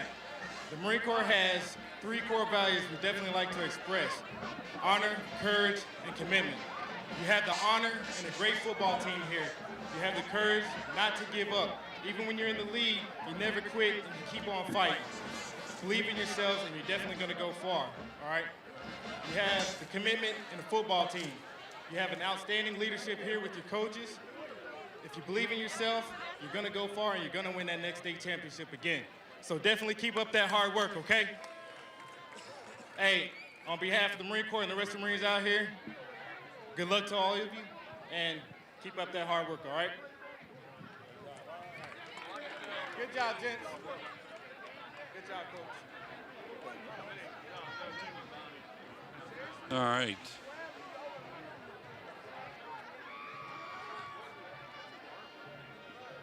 Well, that should do it. Yeah, that should do it here at Darling Stadium. Again, the final score, Phoebus Phantom 17 and Hampton Crabbers nothing. Mike Hauser along with Paul Rowe, Bob Hintz, Bob Killen, and who else did we have up here? We had the whole crew, didn't we? We had the whole crew up here. Yeah, they were all here. So good night from Darling Stadium. Again, the final score, the Phoebus Phantom 17 and the Hampton Crabbers nothing. You've been watching LSC Local Sports Channel live from Darling Stadium, October the 23rd, 2009. Tonight's telecast is sponsored by Zooms. We're proud to have David Allen and Zoom sponsoring us again this year. Zooms, with locations throughout the peninsula to serve you. By Kelly's Tavern, family dining with 2 locations on the peninsula. Port Warwick off Jefferson Avenue in Newport News, and their newest location on Coliseum Drive at Mercury Boulevard in Hampton. And by Tidewater Team Sports, located at 11839B Cannon Boulevard in Oyster Point, Newport News. Tidewater Team Sports is your one-stop sports headquarters for screen printing, embroidery, uniforms, and apparel. Call 594-0411 and talk to David Chubb or Terry McNamara. And in part by Beach Hardware, located at 1951 East Pembroke Avenue in the Buckrow Shopping Center. Beach Hardware is your friendly local hardware store with everything you need to maintain your home, both inside and out. And by Eric Thompson, Realtor. Contact Eric to buy or sell a home or property. Give Eric a call at 685-3127 or email him at eric@findhrhomes.com. And by Park Lawn Wood Funeral Home, located at 2551 North Armistead Avenue, Nancy Staten, Director. And by our newest sponsor, Coliseum Central. Coliseum Central is located right in the heart of Hampton Roads between Armistead Avenue and I-64. You can take care of all your shopping, dining, entertainment, medical, and business needs right here at Coliseum Central. More than 700 friendly businesses wait to serve you in one compact and convenient location. You will find your favorite national chains, as well as unique family-owned stores and service businesses. Coliseum Central. Get centered.